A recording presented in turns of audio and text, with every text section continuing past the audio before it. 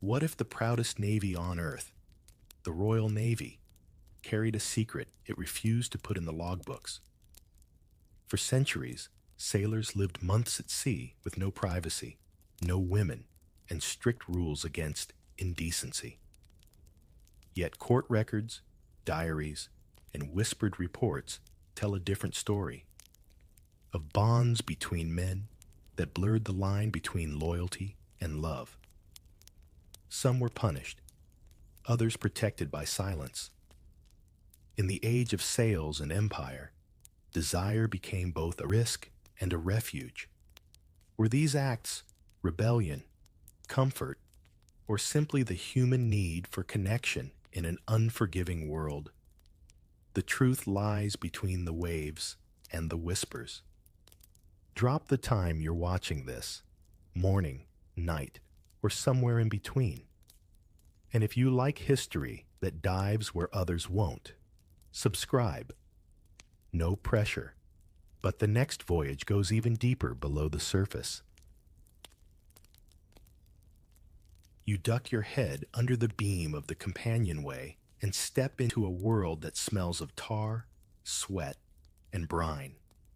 Hammocks sway like slow pendulums above barrels of salted pork, and the ship's timbers creak in rhythms older than empire.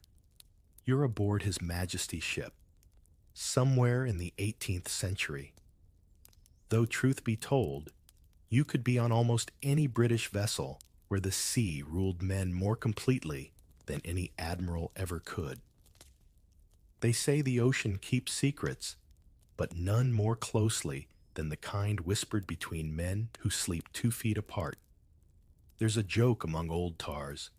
The Navy keeps no women, but she births plenty of scandals. You hear it, tossed around like a shanty line when rum flows after dusk. Laughter covers discomfort, always the sailor's favorite camouflage. The reality is simpler. Hundreds of men crammed together for months, sometimes years, living in rhythms of hunger, fear, and monotony. Privacy is as scarce as fresh fruit. Even the idea of desire has to twist itself into new shapes to survive out here. In the daylight, everything is duty. You haul, scrub, salute. The officer's whistle dictates your pulse. But when the lanterns are doused, the ship changes temperature. The hammocks rock closer. The hush between snores thickens with something else. An intimacy born from exhaustion and the shared miracle of still being alive. Maybe you've seen it in your own time, too. Soldiers on deployment, workers sharing a tiny dorm, people forming bonds where ordinary life leaves no space for them. At sea, that bond could turn tender or perilous. Technically, the Articles of War left no ambiguity. Buggery, as the law wrote it, meant the rope, hanging. And yet, men talk, and ships sail, and human nature is a tide no statute can stem. You might recall Captain Edward Rigby, court-martialed in 1698 after being caught with another man near Portsmouth. His trial was loud enough to make pamphlets, but most cases never saw daylight. The Navy could be vicious in punishment, yes, but it could also pretend not to see. What admiral wants to lose half a crew to gossip when war is brewing? Below decks, your world is measured in inches. The hammock above yours sags under another man's weight. His breath drifts down like warm fog. The line between company and comfort blurs fast. There's no room for romance, no poetry, just survival, laced with the ache of wanting to be seen. Maybe that's what the sea teaches most cruelly, how to need someone without ever saying it. Still, don't imagine the lower decks as some uniform pit of longing. For every friendship that turned intimate, hundreds stayed strictly loyal. Some sailors joked about mateships, bonds so strong they'd share wages, wounds, and even hammocks, yet swear no sin was involved. Historians now argue over those blurred edges, but the men themselves didn't have our vocabulary. They had only silence and instinct. Words like homosexual didn't exist. The act, not the identity, was what drew the noose. Think of how many letters never got written, how many glances never held. Yet somehow, under the rigid gaze of discipline, small rebellions bloomed like mold in damp corners. Sailors carved initials into planks beside their bunks, or left tiny tokens, a coin, a scrap of ribbon, as silent claims of affection. In port, they'd visit taverns where the owners knew better than to ask questions. The Navy called such places molly houses when on land, though aboard ship, there were no doors to close. The contradictions were staggering. The same system that outlawed desire also created the perfect conditions for it. When your world shrinks to 50 yards of wood and rope, even a fleeting smile becomes scandalous currency. Officers learn to navigate it too. Some enforced the law zealously. Others merely frowned when rumors rose, preferring not to chase ghosts through the hammocks. You'd think fear would quash everything, but fear often breeds its opposite. That's the strange arithmetic of repression. When punishment is certain, secrecy becomes a kind of freedom. Sailors learned coded gestures, a squeeze on the wrist, a word dropped in a certain tone. The Navy's records rarely say much, but ship logs tell on themselves: disorderly conduct, unseemly behavior, improper familiarity. Each phrase is a whisper buried in official ink. Imagine being that young recruit, barely 16, sent aboard for glory and bread. The ship becomes your entire horizon. You learn how to tie knots and when to keep your mouth shut. You see friendships tested in storms, loyalties broken under lashes. And one night, maybe, you feel someone's shoulder press into yours as you both sway in the dark, pretending to sleep. You don't move away. You don't breathe. You both know the risk. And somehow, that's what makes it feel real. Centuries later, historians digging through Navy archives still stumble upon fragments. Trial transcripts, logs, even half-burned letters seized by suspicious officers. Together, they form a mosaic of what was never meant to be remembered. You can almost hear the rhythm of the waves behind every line: duty above, desire below, and the endless creak of wood holding it all together. Out on the open sea, every man learns what it means to live in a world of rules that can't touch what's inside you. The sails flap, the decks roll, and life keeps moving between discipline and longing. You can almost taste the salt that kept their secrets preserved. You wake to the sound of the bosun's whistle slicing through dawn. The deck is slick, the air thick with rope grease and brine, and you move with that half-asleep shuffle of men who've done this too many mornings to count. Around you, a world built on hierarchy creaks awake. Every inch of the ship is rank, order, punishment, and the threat of both God and the king, if you ever forget which comes first. The law rules here, even if the sea doesn't always obey. You might think law sounds distant, like a thing for magistrates in wigs. But aboard a Royal Navy ship, the Articles of War are practically scripture. Printed, nailed to the mast, and read aloud every Sunday, right after prayers. You stand shoulder to shoulder with 100 others as an officer's voice drones through the list of sins that can get you flogged, marooned, or hanged.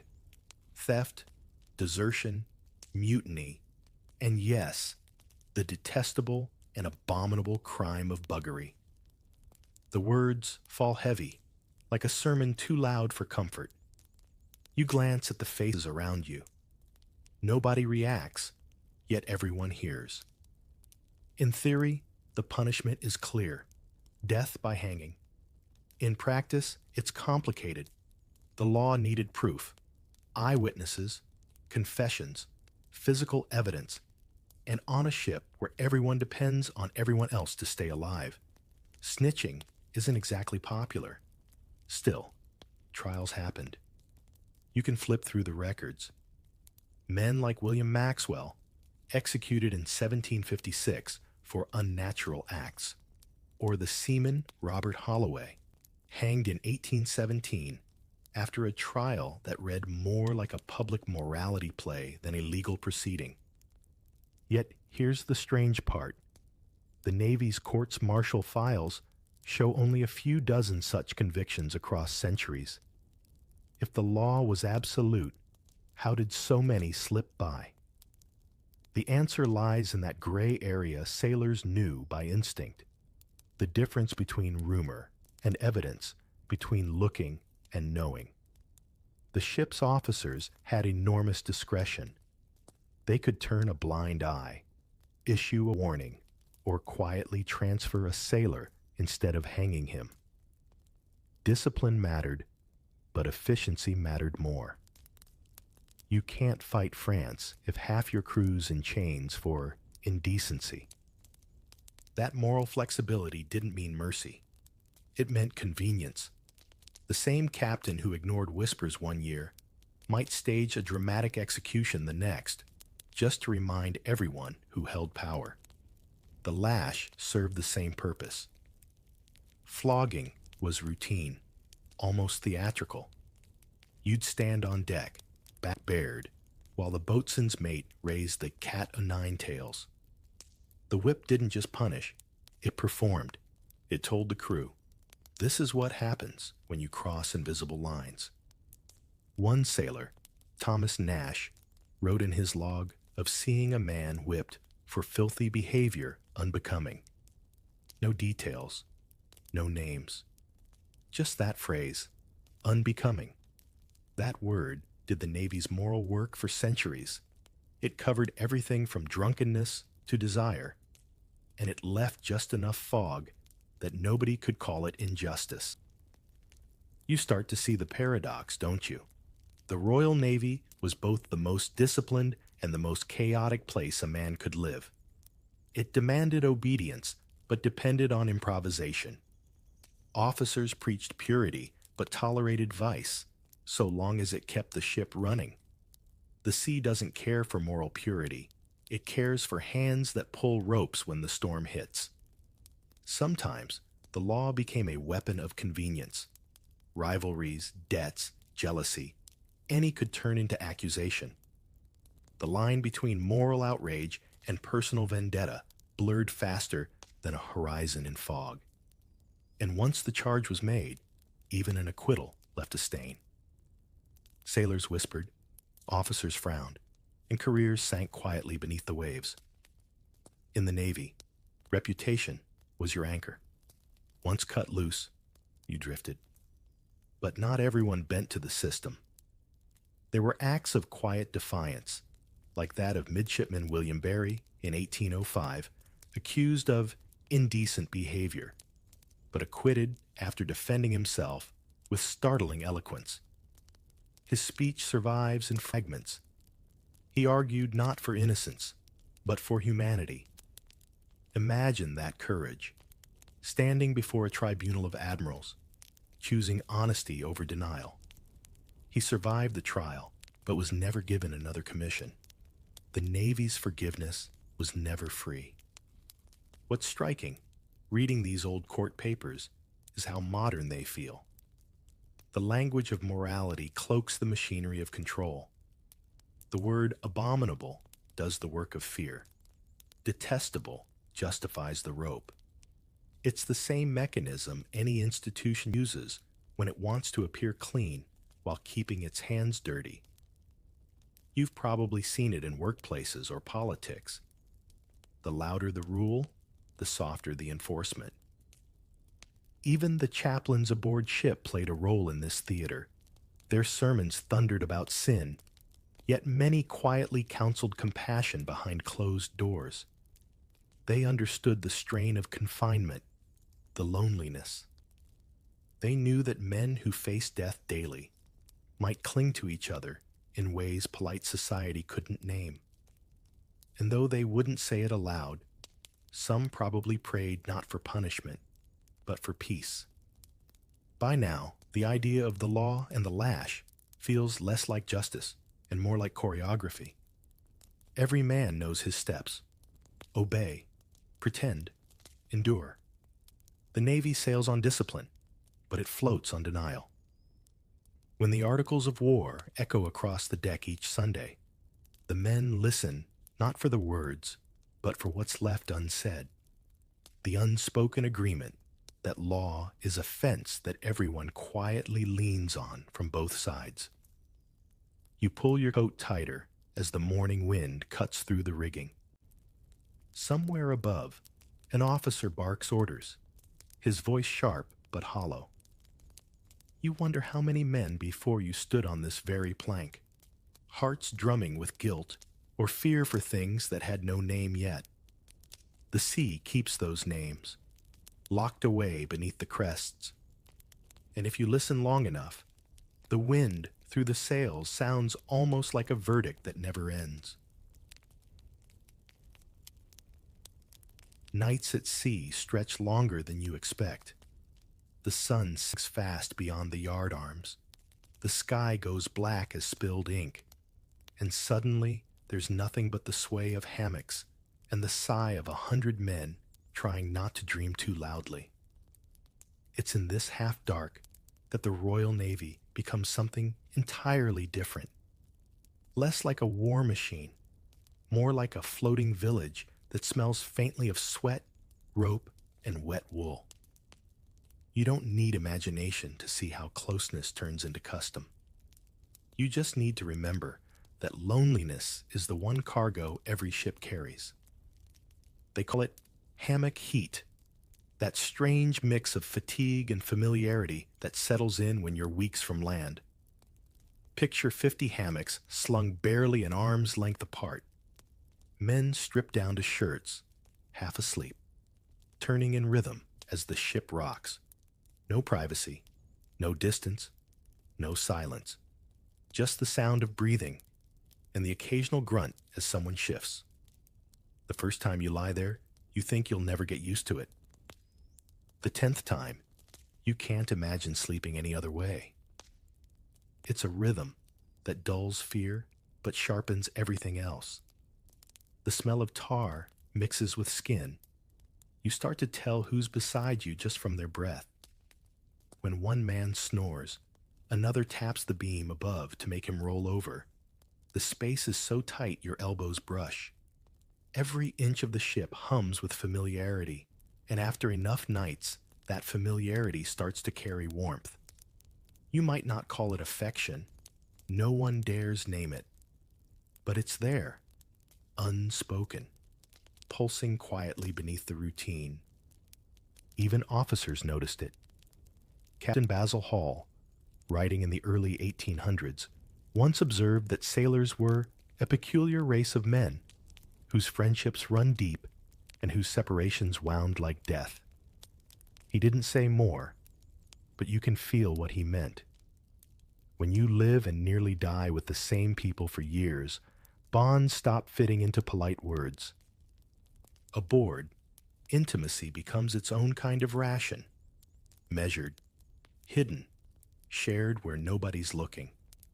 It might be as simple as two men choosing hammocks beside each other for every voyage, or one sneaking extra biscuit rations to another.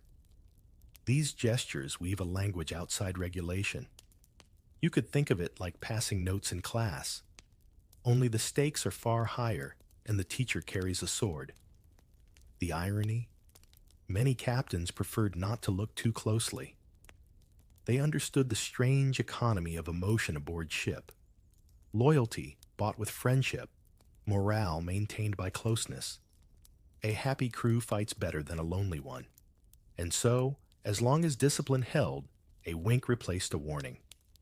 There's a saying among old Navy men, Better a quiet crew than a pious mutiny. But don't picture it as paradise in disguise. There were jealousies too, rivalries and rumors that could sink reputations faster than a storm.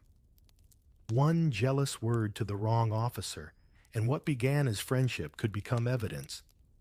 The ship was both haven and trap, a world where affection lived shoulder to shoulder with fear. You might find it strange that in a place so masculine, tenderness survived at all. But perhaps that's exactly why it did. Sailors were stripped of everything: comfort, family, home. So they built replacements out of what they had: each other. Think about your own time for a second. You've seen how modern workers trapped in remote oil rigs or submarines form buddy systems, inside jokes, rituals of touch that blur professional lines. Same sea, different century. Sometimes, the bonds between sailors became legendary. There's the story of two shipmates aboard HMS Bellerophon who served together through 4 campaigns, were flogged together, and, according to a surviving diary, shared one hammock, one heart. The writer never explained further, but he didn't need to. In those few words, you hear a world of devotion the Navy could never officially recognize. And then there's the silence, because silence, too, is part of the ritual. When a man disappeared overboard, his friend would sometimes fold his spare shirt neatly under the hammock beam, as if saving his place. No prayers, no words, just that gesture. The ship would move on, but the empty space lingered, a quiet monument to what couldn't be named. Even humor played its role. Sailors joked about the married men of the lower deck, pretending to sneer but often laughing too kindly for it to sting. Humor was their camouflage, just as religion was their disguise. When the chaplain walked by, voices went solemn. When he left, laughter returned, and the hammock swayed again. The thing about the sea, it teaches you to adapt. Desire becomes habit. Habit becomes routine. Routine becomes invisible. That invisibility was safety. You can almost feel it, can't you? The heavy air, the creak of rope, the soft rhythm of men breathing in sync, each pretending not to notice what everyone already knows. And yet, amid all this secrecy, there's something profoundly human about how they found warmth where the world offered none. In a way, that's the quiet rebellion of the lower decks, surviving the Empire's cruelty not by breaking it, but by outlasting it night after night in hammocks barely wider than coffins, finding comfort in forbidden forms.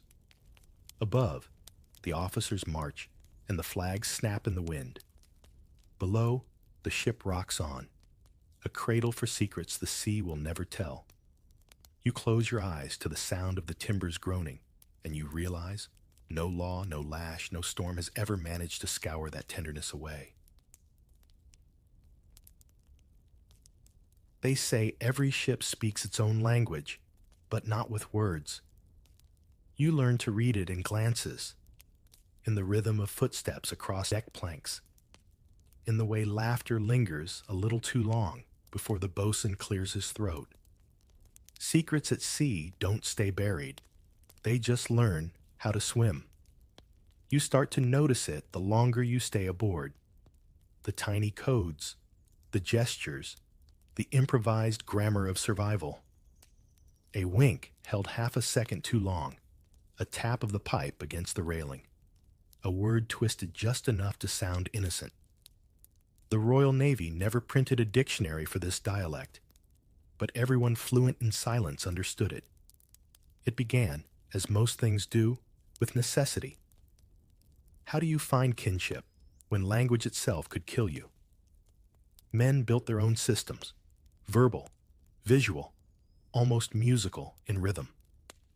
Some of it borrowed from the Molly culture of London's back streets. where men who loved men developed secret names and phrases to identify each other. Sister, aunt, Nancy, words that looked like mockery but served as armor. When those same men went to sea, the vocabulary followed. The ship became a stage. Everyone wore a costume. Even official nicknames carried hidden meanings. Jemmy Ducks, Fancy Jack, Miss Nancy, common among crews who laughed while watching the officers pretend not to hear. These weren't just jokes. They were passwords. They told you who might understand your humor, who might not. And when danger lurked, the same language protected. A warning disguised as a jest could save your life. One midshipman, later court-martialed in 1820, testified that sailors used a manner of speech indecent to the ear, but harmless to the mind. That line, harmless to the mind, is almost tender, isn't it? He meant that their jokes masked fear, that double meanings were safer than confessions. It's how secrecy turned into solidarity. You've probably done something similar without realizing it, whispering in slang so adults wouldn't understand, using emojis as code between friends. Same instinct, different century. The stakes, though, were oceans apart. In your case, it's embarrassment. In theirs, it was the gallows. There were gestures, too. Body language sharp enough to cut through the noise of the rigging. A brush of fingers when passing the grog ration. A song hummed under breath that meant, "Meet me after watch." The song might be an old ballad, something about lost sailors, or a maiden waiting ashore, but the melody changed depending on who was listening. The Navy believed it had mastered discipline, but you can't police melody. Even the letters they wrote became coded art. Paper was rare, privacy rarer. Every letter passed through the eyes of officers, clerks, and chaplains. So sailors disguised affection as camaraderie. He is my best friend, and I would follow him through every storm. Or, we shared every hardship and found comfort in one another's courage. You can almost hear the tremor under those words. The love too clever to name itself. When modern historians first read these letters, some thought they were exaggerating friendship. Others knew better. They saw the pattern. The same phrases repeating across decades. The same tone between men who never met. A language of longing hidden beneath the stiff folds of duty. One famous example comes from 1802, when a sailor named George Payne was tried for improper conduct. His letters to another man survived, folded neatly in the court records. They read like prayers written sideways. I cannot sleep without thinking of you. I dream I am beside you and wake to the sea. The court condemned him, but the words outlived the verdict. 2 centuries later, his voice still hums in the archive, steady as a heartbeat beneath dust. Humor, oddly enough, played its part too. Sailors built caricatures, over-the-top gestures, exaggerated winks that turned fear into performance. They teased each other in mock courtships, called one another dear or duchess, just loudly enough to provoke laughter. It sounds like cruelty, but sometimes that theater was mercy. By turning suspicion into comedy, they kept punishment at bay. The line between ridicule and refuge blurred with every joke. Think of it like camouflage. A bright parrot blending into jungle colors by being louder than everything else. The Navy's moral code depended on silence, but these men survived by making noise. Coded, clever, layered noise.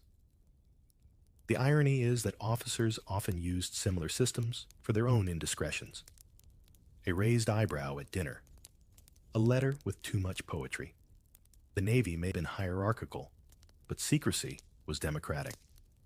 Everyone needed it, from the lowest deckhand to the admiral in his cabin. By now you realize that what looked like a crude joke or careless chatter was actually a shield, a shared grammar of defiance. It's astonishing how quickly the human mind learns to speak safety into existence. Even under the constant hum of danger, they found ways to tell each other, "I see you. I understand. You're not alone." You lean against the gunwale, feel the vibration of the ship's timbers. Somewhere nearby, someone hums that nameless tune again. Maybe you don't know the words, but you know what it means. Out here, surrounded by nothing but wind and salt, language becomes the last piece of freedom a man can own. The thing about secrets is that they don't vanish. They wait for someone to trip over them.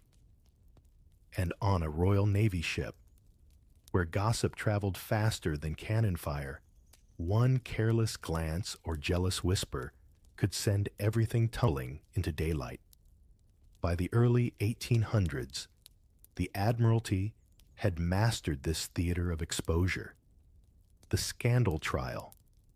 A single accusation could turn the quiet hum of a crew into a roaring spectacle, and you could almost hear the creak of moral outrage rehearsing its lines.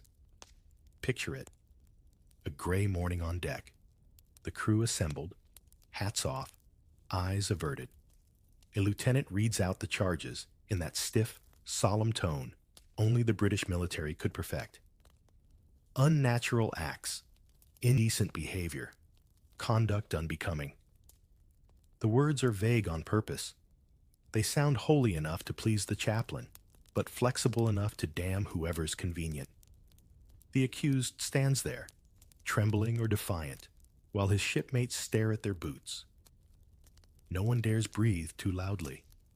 Sometimes, these trials were political.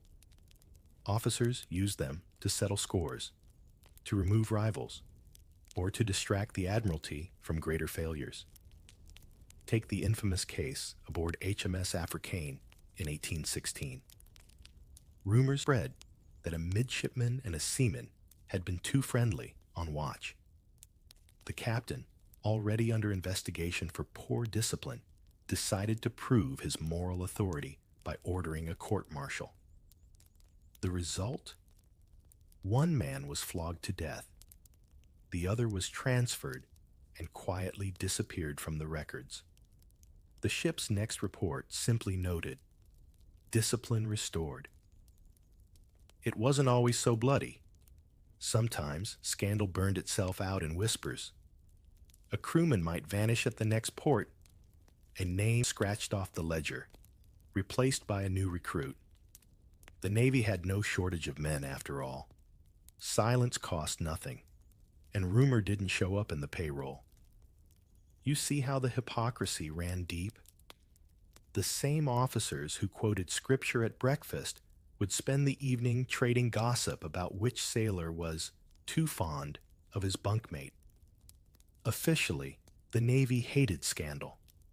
Unofficially, it adored it, as long as it stayed contained.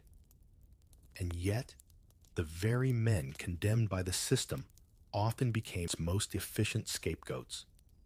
In 1809, Lieutenant William Barry, not the midshipman from before, another unlucky namesake, was accused of indecency aboard HMS Blake. His court-martial drew such attention that newspapers printed lurid accounts under headlines like "Shame of the Sea." Yet what the reports never printed was how little evidence existed. No witnesses, just rumor. Still, the trial satisfied the public appetite for moral drama. England loved its heroes clean and its villains dirty. The Navy knew how to feed both tastes. What makes it more tragic, and perhaps more revealing, is that the Navy's officers often pretended shock at what they themselves helped create. You can't lock hundreds of young men together for months, forbid alcohol, women, and privacy, and then feign surprise when desire sneaks in, disguised as companionship. It's like lighting a lantern in a powder room, then blaming the spark. A few brave souls tried to speak sense. Surgeons' mates, chaplains, even one or two captains quietly admitted that the punishments were cruel, the accusations unreliable. A physician aboard HMS Cambridge once wrote, "It is folly to condemn what nature breeds in solitude." He never signed his name, of course. Such words could ruin a man faster than mutiny. But his comment drifted through the archives like a whisper of reason. The irony of these scandals was that they often revealed more about fear than sin. When supplies ran low, when tempers flared, when command faltered, suddenly someone was accused. The unnatural act became a kind of pressure valve, an outlet for frustration dressed in righteousness. Historians now compare it to witch trials, not about belief, but about control.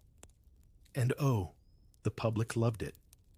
Pamphlets printed every scandal that leaked ashore. Mock trials, moral poems, even cartoons of foppish sailors kissing behind barrels. Satire sold better than truth. Londoners giggled while real men swung from ropes for the amusement. It's uncomfortable to admit, but scandal has always been good entertainment. You see it today too. Different century, same appetite. A celebrity caught, a politician shamed, a hashtag born. The crowd still gathers, still demands the moral theater. Even the Navy used this spectacle to its advantage. Every hanging was a sermon in motion. See this man. Be warned, crews would be assembled, drums beating slow, as the condemned stood on the yardarm. The chaplain read prayers while gulls circled overhead. And afterward, life resumed as if nothing had happened. The ship sailed on, clean again, for the moment. But memory lingers in ways discipline can't erase. Letters from witnesses reveal unease, pity, even guilt. One sailor aboard HMS Ajax wrote, "The man died calm, and I thought him more Christian than those who condemned him." Those words never reached the Admiralty, but they survived in private diaries, passed down like contraband empathy. In time, scandals grew rarer, not because the Navy became more moral, but because it became more clever. It learned to manage shame like cargo, stored out of sight, logged in silence, shipped elsewhere when convenient. The system didn't reform. It adapted. And so, every execution, every whispered accusation, every vanished name left its mark not only on history, but on language itself. The next time you hear the phrase, "keeping it shipshape," remember, it once meant more than tidy ropes. It meant survival through silence. It meant looking the other way while justice floated quietly overboard. The ship creaks beneath you now, calm after storm. Above deck, the stars look almost innocent. But you know better. Every plank here holds echoes of trials no one was meant to remember. Tiny ghosts humming beneath the varnish of empire. If you ever find an old sailor's letter stained by salt and candle soot, read it slowly. The handwriting will tremble, the ink blot in spots, but every curve hides a world too dangerous for plain words. The Royal Navy recorded punishments and victories, not tenderness. Yet in between the orders and supply lists, a few scraps of humanity slipped through. Some were intercepted, others confiscated, many burned. But a handful survived, and through them, you glimpse the hearts the law tried to erase. Take the case of Seaman John Parsons, 1797. His letter was found during a search for contraband aboard HMS Brunswick. It was addressed to another sailor, only called Tom. The officers saw enough to call it inappropriate. The rest of us would call it simple. When you are aloft, I cannot help but look. I am proud of your strength, it read. Keep well until we meet in Portsmouth, my dear friend. That last phrase sealed his fate.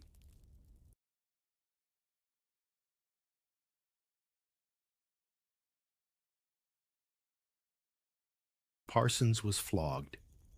The letter was entered as evidence, then filed away under miscellaneous indecencies. That's the last anyone heard of him. But reading it now, 2 centuries later, you can feel how ordinary it is. It's the same rhythm as any message home. Take care. Be safe. I miss you. The Navy called it perversion. History calls it proof of feeling. Letters like these remind you that men at sea loved with the same quiet stubbornness as anyone else. They weren't chasing rebellion. They were chasing warmth. When the ship rolled in storms and death was a daily rumor, a letter, even one sentence long, was a life raft, a way of saying I exist and I am not alone.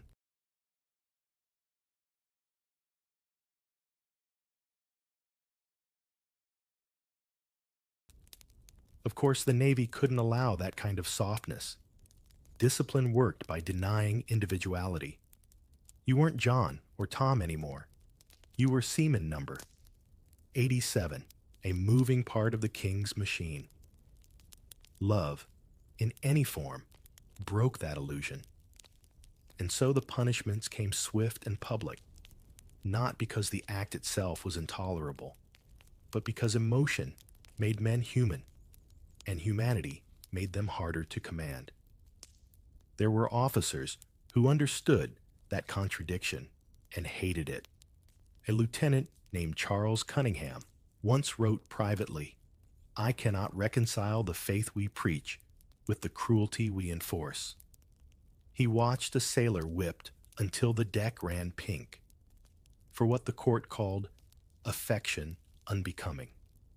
Cunningham's diary is one of the few to survive with no redactions, perhaps because he died young and nobody bothered censoring a corpse. His words read like confession. We kill them for feeling what none of us can name, though all of us know. Sometimes, though, love found strange disguises. A superior officer might call it mentorship, a friendship between ranks, fostering obedience.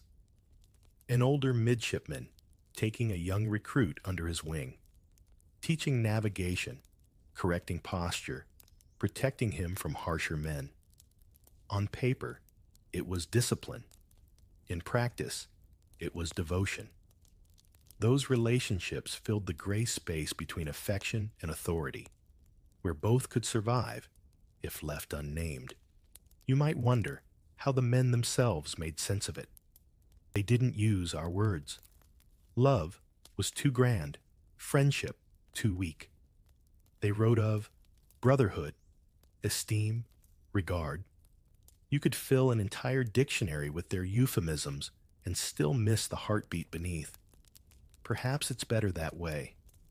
They weren't trying to make history. They were trying to make it to the next port. Yet history remembers through the strangest scraps. One of the most haunting comes from 1813. A confession signed only J.W., found in a chaplain's notebook. He wrote, I have been tempted, but my heart is unchanged. I pray for forgiveness, yet I know not what, for no trial, no punishment, just confusion, beautifully human. The chaplain's note beside it simply reads, He wept. In a way, that sums up the entire paradox. The same institution that flogged men for affection also baptized them in the same barrel of seawater. The same officers who read their confessions tore up their letters.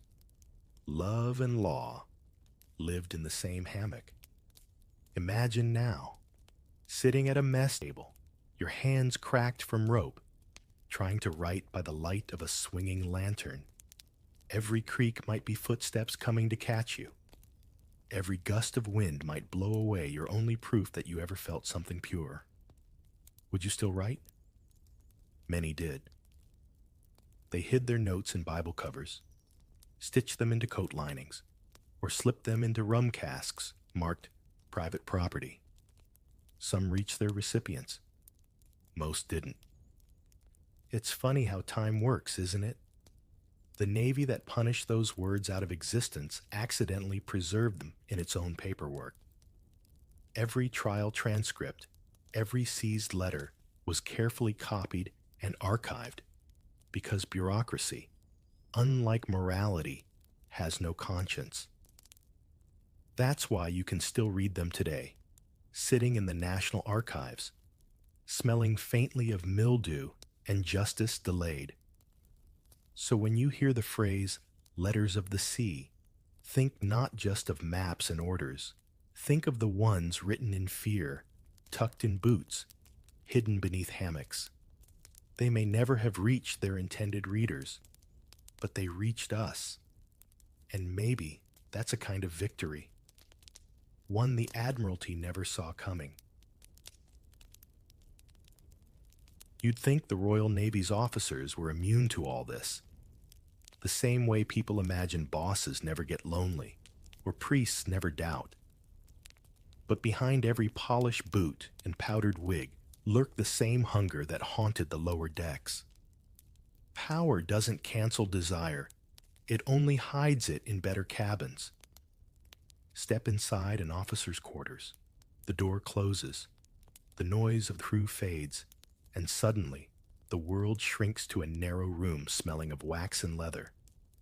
A lantern swings softly. Maps hang rolled like secrets. And in the corner, a servant, young, quiet, alert.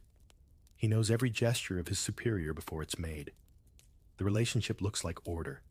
He pours, fetches, folds, cleans. But in the stillness between commands, something else hums. Mutual dependence disguised as discipline. These servants were called stewards or cabin boys, though the title shifted depending on who you asked. Technically, they were assistants. In practice, they were shadows. Officers in the 18th and 19th centuries often spent years at sea with the same personal attendant, sharing quarters barely larger than a closet. Proximity bred a strange intimacy. The officer lived among the few people allowed to see him off guard. One diary from 1794 records Lieutenant Henry Digby praising his boy, who watches me closer than the Almighty. The line was meant as flattery, but you can feel the edge beneath it. Not every cabin told the same story, of course. Some officers clung fiercely to propriety. Others blurred the lines in ways the Navy pretended not to see. The social gulf between them and their servants made the perfect camouflage. After all, how could loyalty be sinful? Hierarchy wrapped affection in the language of obedience. The higher rank gave orders, the lower one obeyed, and no one asked what those orders were after dark. Sometimes, the relationship tipped toward exploitation. Power rarely keeps its hands clean. But other times, perhaps more often than records admit, it grew into a kind of quiet devotion. One captain left his entire estate to a former steward for faithful attendance in all climates. Another had his portrait painted with his boy standing behind him, hand on shoulder, captioned simply, "My constant companion." The portrait now hangs in a maritime museum, labeled with a bland note about domestic service at sea. The curators, perhaps mercifully, let the rest remain implied. If you're tempted to romanticize it, hold that thought. The risk was enormous. A rumor could destroy a career faster than any enemy broadside. Officers accused of improper familiarity faced not just dismissal, but social death. Some quietly retired, others fled to foreign service. A few took the only exit the sea offered and stepped overboard. The Navy had a word for that: melancholy, as if despair were a passing weather condition. Still, affection found its way in through the cracks. You see it in how some officers bent rules to protect those they cared for, recommending transfer to shore duty instead of reporting misconduct, arranging extra rations, covering debts. The historian Richter Norton once described this as the economy of discretion, a system where mercy masqueraded as paperwork. It wasn't always about sex. Sometimes it was simply about survival. The officer gave protection. The servant gave loyalty. In a world built on isolation, that exchange felt almost sacred. You can think of it like a strange, floating version of the feudal bond. One heart pledged upward, another downward, both trapped in the same ship's hull. One story stands out. Captain George Anson Byron, yes, cousin to the poet, sailed with a young valet named Thomas Kelly through 3 campaigns. After Kelly drowned during a storm, Byron refused to leave his body for the sea burial tradition. He kept it aboard for 2 days, defying superstition, insisting he shall rest on land as a Christian. His men whispered, but obeyed. Later, Byron wrote, "He was more to me than service could repay." Historians read that as grief. Sailors might have read it as confession. There's something tender, almost tragic in these dynamics. The Navy's hierarchy gave them a script: master and servant, officer and steward. But beneath it played a subtler drama of care. They shared meals, secrets, sometimes even dreams of escape. A few letters hint that some planned to leave together, start new lives ashore. Most never did. The ship was their world, and the sea rarely grants leave for sentiment. You might see echoes of this even today. Relationships defined by rank, blurred by trust. Think of a soldier and his aide, a CEO and his driver, a mentor and a student. The roles protect and imprison at once. That's what power does. It gives permission to feel, then forbids the feeling itself. When dawn breaks, you can almost hear boots moving again, orders shouted, formality restored. The officer buttons his coat. The servant bows. The world snaps back into its proper order. But for one moment in the night, when the lantern swayed and the map curled in the heat, they were simply 2 men breathing the same salted air, knowing what it meant to be alive, and knowing they could never speak of it again. The British Empire didn't just sail across the world, it carried its contradictions with it. Each new colony, each tropical port, became a mirror reflecting the empire's morality back in warped, humid light. The Royal Navy prided itself on being the sword of civilization. But once the ships dropped anchor in Bombay, or Kingston, or Cape Town, those sharp edges dulled in ways London could never imagine. Out here, the rules of the king met the rules of the flesh, and the sea always won. By the time you reach the Indian Ocean, the old categories start to blur. The climate itself conspires against English restraint. Uniforms cling to sweating skin. Hammocks turn to ovens.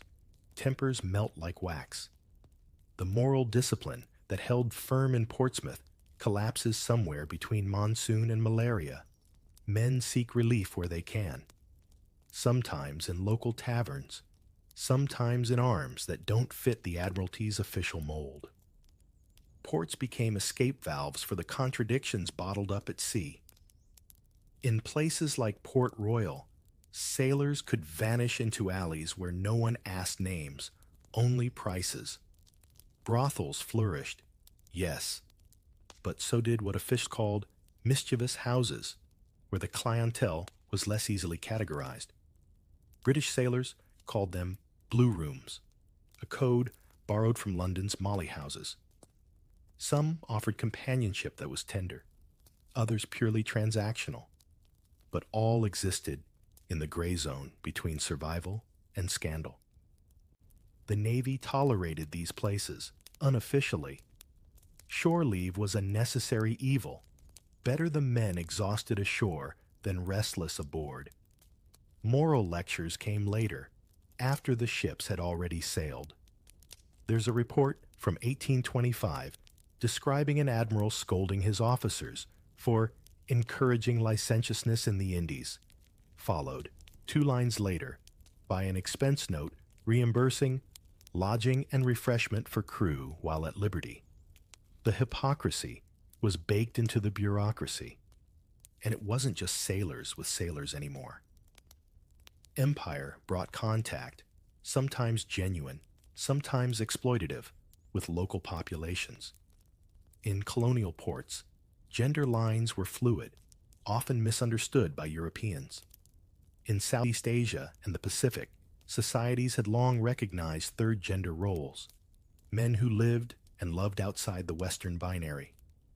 Polynesian Fa'afafine, Indian Hijra, Javanese Waria. Each community had its own logic of identity, older than any naval code. British sailors encountered these people and predictably reacted with a mix of fascination and fear. Accounts survive of sailors describing native boys dressed as maidens, strange dancers neither man nor woman, always in tones of nervous amusement. Some mocked them, others courted them, still others found a kind of unspoken kinship. The archives don't say much. Colonial writers blurred details deliberately, but the subtext runs clear as tropical light. Men who were punished for desire at home found, for a brief moment abroad, a world where desire wasn't automatically a crime. That's not to say it was paradise. Colonialism turned everything into transaction. Bodies, goods, faiths. Relationships formed across that gulf were tangled in power. One side free to leave, the other rarely able. But amid the asymmetry, moments of real connection flicker through. A log from HMS Voyage notes a sailor requesting permission to remain in Ceylon after forming attachment with local person. The captain denied it, of course. The man deserted anyway. History loses him after that, perhaps happily. You begin to see how the Navy's moral geography stretched thin the farther it sailed. In London, buggery was a hanging offense. In Calcutta, it was paperwork. By the late 19th century, colonial administrators even codified it. Section 377 of the Indian Penal Code, drafted under British rule, criminalized carnal intercourse against the order of nature. A neat export of British anxiety, wrapped in legal Latin. The empire's paradox completed itself.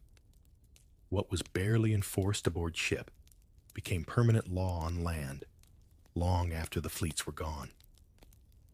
But let's return to the deck for a moment. Imagine the scene in Hong Kong, 1860s. 2 sailors lean on the rail after shore leave, their uniforms rumpled, their voices low.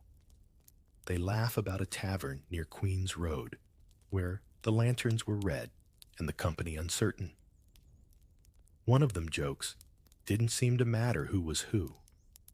The other replies, "Not in that heat." They share a look neither will mention again once the ship sails north. The sea erases footprints faster than guilt. You could say empire globalized hypocrisy. Royal Navy projected moral superiority while living by an unspoken creed of adaptation. What couldn't be admitted at home became routine abroad. The empire's borders blurred, and so did its virtues. As one missionary lamented in 1838, Our sailors bring Christ to the heathen and learn new sins in return. But maybe what they learned wasn't sin. It was the simple fact that humanity resists categories, even those written in law. There's a quiet irony in that. The very institution, built to enforce control, became a vessel for mixing worlds, desires, and languages. The sea connected what empire tried to divide. And though most sailors returned home and resumed silence, a few carried those memories like contraband faith, proof that the world was wider and more forgiving than the one they served. You watch the coastline fade into dusk, the last lamps of the port flickering behind the mist. The wind shifts, heavy with spices and smoke. Somewhere below, someone hums a tune you don't recognize, a melody picked up in some far harbor. It sounds like a secret, too tired to hide anymore.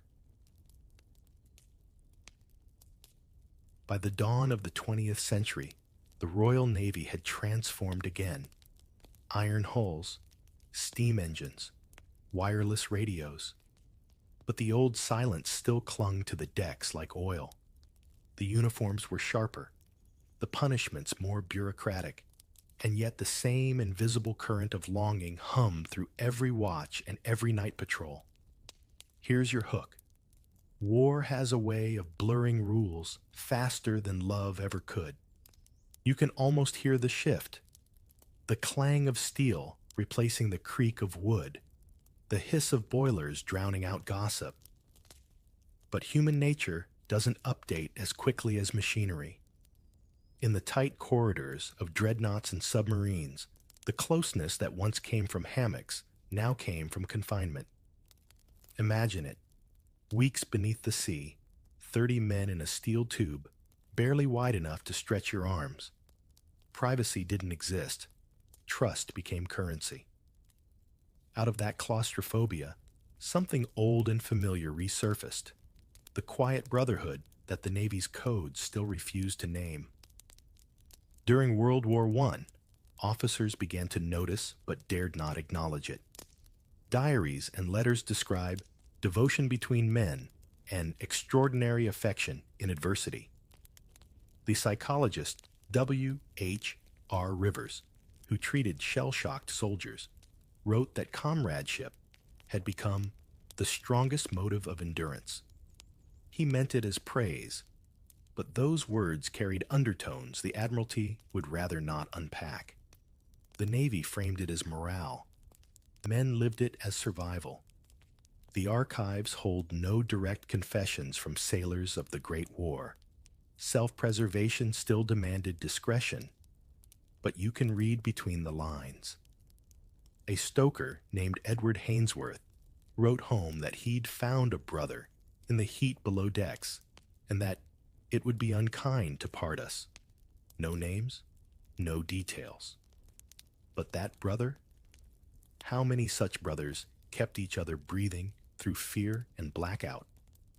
By the Second World War, secrecy had evolved into an art form. Sailors spoke in half-jokes, nicknames, coded compliments. The Navy, desperate for manpower, quietly looked the other way, as long as duty was done. Don't ask, don't tell wasn't invented in the 20th century. It was perfected in the engine rooms of His Majesty's ships. One historian found testimony from a radar operator in the 1940s who described his ship's wardroom as a society of peculiar freedom.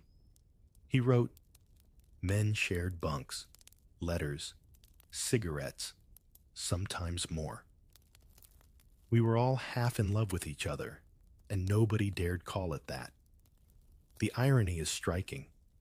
The very conditions meant to crush individuality, uniforms, discipline, hierarchy, had instead created a quiet revolution of connection.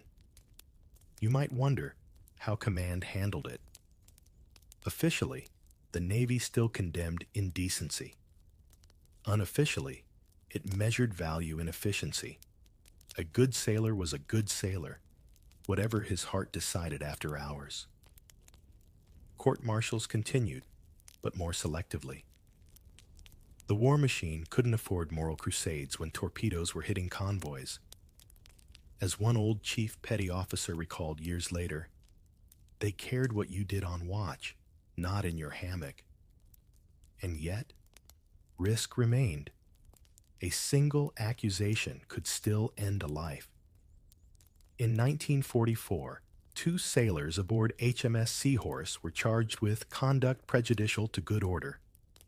The Judge Advocate General sentenced them to 2 years in military prison, noting that the behavior was not unusual, but unfortunate to be observed.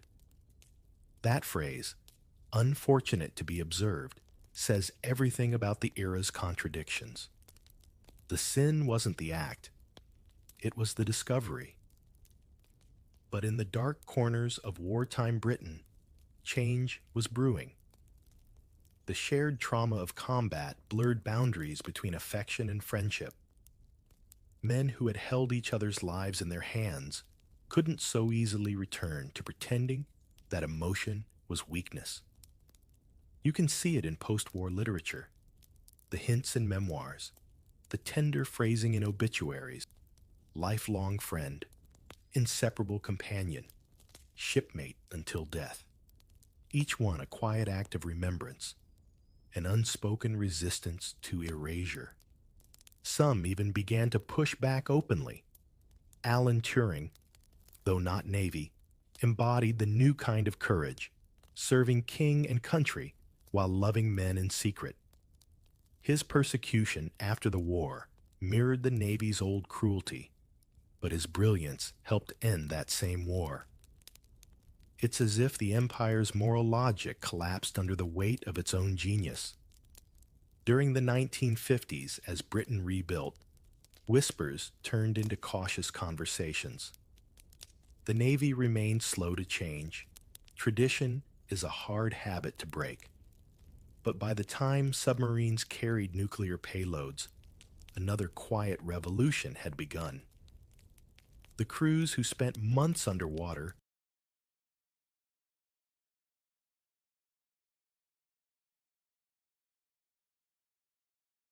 learned what 18th century sailors already knew.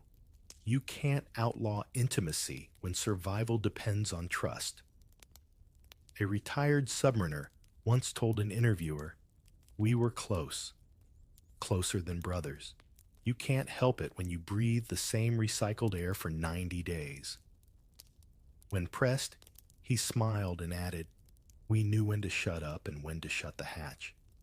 That's the kind of honesty polished out of textbooks, but carved deep into experience. Think about it. From oak decks to steel hulls, from lantern light to sonar pings, the pattern never changed. Law above, life below. Every generation of sailors rediscovered the same truth the Admiralty refused to print, that affection, even forbidden, can be the glue that holds courage together. The war ended, but the silence lingered. Men came home decorated and unspeakable all at once. They married, or didn't. They joined veterans clubs, toasted fallen comrades, laughed at memories they could never quite explain. Yet beneath the medals and the uniforms, a quiet pride survived. The kind that doesn't need parades. You lean against the cold railing of a post-war ship, the channel mist thick as smoke.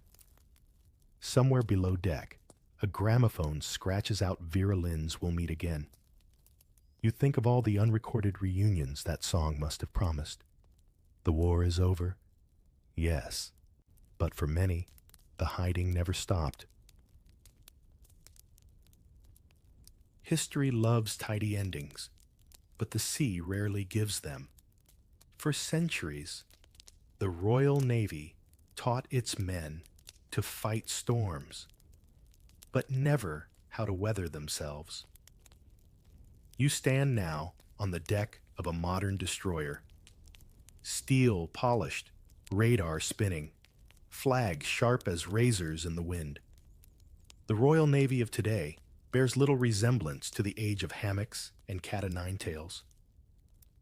But if you listen closely, beneath the hum of turbines, you can still hear the old echoes, the whispers that once hid between cannon blasts and prayers. The silence finally began to crack in the late 20th century. It started not with rebellion, but with memory. Historians like Richter Norton and later social researchers within the armed forces began unearthing the buried records, letters, trial transcripts, coded diary entries. For the first time, the Navy was forced to look at its own ghosts. The findings were impossible to ignore. Centuries of loyalty punished, of affection mistaken for betrayal. The 1967 Sexual Offenses Act partially decriminalized homosexuality in Britain, but the armed forces stayed exempt. The Navy clung to moral standards like barnacles to a hull. Men could serve their country, but not themselves. The paradox persisted into the 1990s. Sailors dismissed not for incompetence, but for honesty. Investigations included strip searches, secret surveillance, even interrogations where officers were asked who they'd shared hammocks with. Careers ended not with dishonor, but with silence. And then, slowly, came the turn. Former sailors began to speak. One of the earliest was Lieutenant Commander Duncan Lustig Preen, discharged in 1994 for being gay. He sued the Ministry of Defense and won. His case, along with those of others like Jeanette Smith and Graham Grady, reached the European Court of Human Rights in 1999. The verdict was clear. The ban violated human dignity. Within months, the policy collapsed. The Admiralty, so long the keeper of silence, had to issue new orders, recognizing the very humanity it once denied. That shift didn't happen overnight. The culture took time to thaw. But the sea, for all its cruelty, respects endurance. By the 2000s, openly gay and lesbian sailors served without fear. In 2005, the Royal Navy marched for the first time in London's Pride Parade, its white uniforms gleaming beneath rainbow flags. The same service that once hanged men for desire now offered counseling, family benefits, and equal partnership rights. In 2022, the Navy even issued an official apology for centuries of persecution. "We failed our people," the statement read. "Their courage was never unworthy." It's tempting to call that progress, to tie the ribbon neatly, but the truth feels more tidal than triumphant. The past doesn't vanish just because the present behaves better. The stories of those sailors, the flogged, the vanished, the unburied, still linger in every museum case and every name half carved on memorial plaques. The Navy's modern openness is built, plank by plank, on their silence. And yet, what a change. Imagine telling an 18th century seaman, lashed for writing "My Dear Friend," that one day Royal Navy ships would fly the pride flag beside the Union Jack. That recruitment ads would feature same-sex couples. That officers would speak publicly about inclusion instead of indecency. He'd probably laugh, then shake his head and mutter something about miracles. But maybe it's not miracle, it's inevitability. Human closeness, after all, is as ancient as tide. You can outlaw behavior, rename sin, rewrite regulation, but you can't make loneliness patriotic. The lower decks always knew that.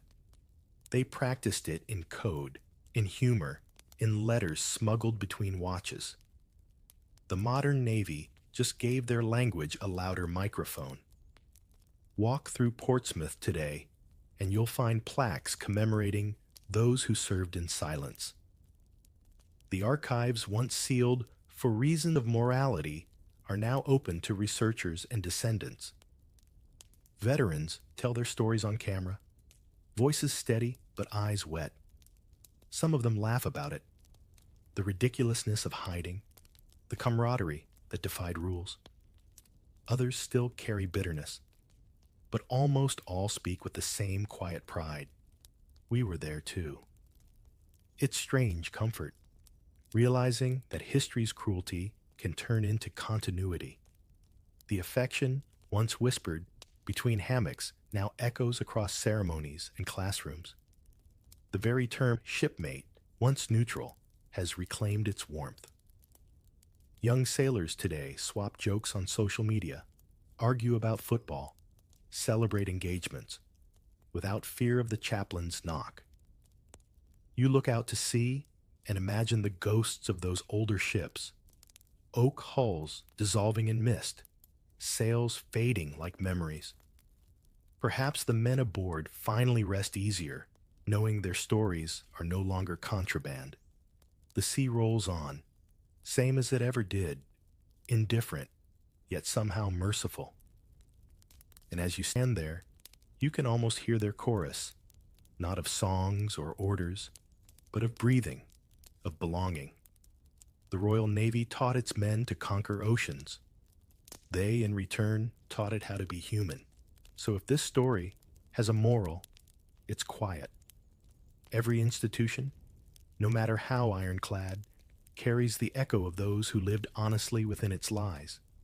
The ships change, the flags change, the words change, but the heartbeat beneath the hull remains the same. It whispers through centuries of salt and silence. You can chain a man's body, but never his tenderness. Now, close your eyes. The waves lap softly against the pier. The engines hum in the distance, steady as a lullaby. Somewhere beyond the horizon, the ghosts of the old fleet drift side by side, their secrets finally safe in the open air. Let them rest, and you with them. For centuries, the Royal Navy sailed with its secrets, discipline above deck, forbidden tenderness below. Yet time, like the tide, reshaped even the hardest steel. From punishment to pride, its journey mirrors Britain's own awakening to humanity. Now, as the waves wash old sins clean, a new story begins.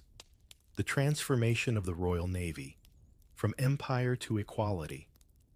The ocean smells like empire, tar, salt, and arrogance. You're standing on the deck of a British warship in the 18th century, sails stretched like cathedral ceilings, cannons lined like teeth, and an officer barking orders with the confidence of someone who thinks God himself is under his command. This isn't just a ship. It's the beating heart of an empire that believes the sun will never set. And if it does, the Royal Navy will chase it back up again. The year might be 1750 or 1805 or any point in that long swaggering century when Britain's wooden walls circled the world. The Royal Navy wasn't just a fleet, it was an idea. It stood for power, discipline, and the kind of national pride that could make an entire island feel invincible. You can almost hear it, the thud of boots on deck, the crack of rope under tension, and somewhere below, the groan of hundreds of men living in a space that smells faintly of sweat, rum, and despair.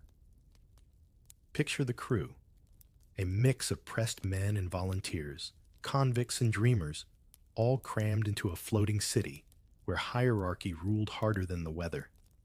Captains were gods. Sailors were barely human until proven otherwise. It wasn't democracy, it was monarchy on water. The officers' table gleamed with silver and fine china, while the men below gnawed salted beef, so tough it could double as shoe leather. But you didn't complain. The Navy wasn't a place for feelings. And yet, despite the misery, the pride was real. The Royal Navy was the Empire's right arm, reaching everywhere from the Caribbean to the Pacific. It protected trade, enforced taxes, and sometimes, depending on which version of history you prefer, brought civilization to people who hadn't asked for it. Every cannon blast from these decks echoed a single message: Britain rules the waves. Imagine the feeling of stepping ashore after months at sea, your uniform stiff with salt, your pay barely enough to buy a round at the nearest tavern. Yet when someone asks what you do, you straighten your back and answer, "I serve His Majesty's Navy." It meant something. To a farmer's son, it was the closest thing to glory he'd ever touch. The ships themselves were masterpieces of wood and willpower. Three-deckers like HMS Victory carried over 100 guns and hundreds of men, their rigging stretching up like the veins of giants. Keeping one afloat was half art, half punishment.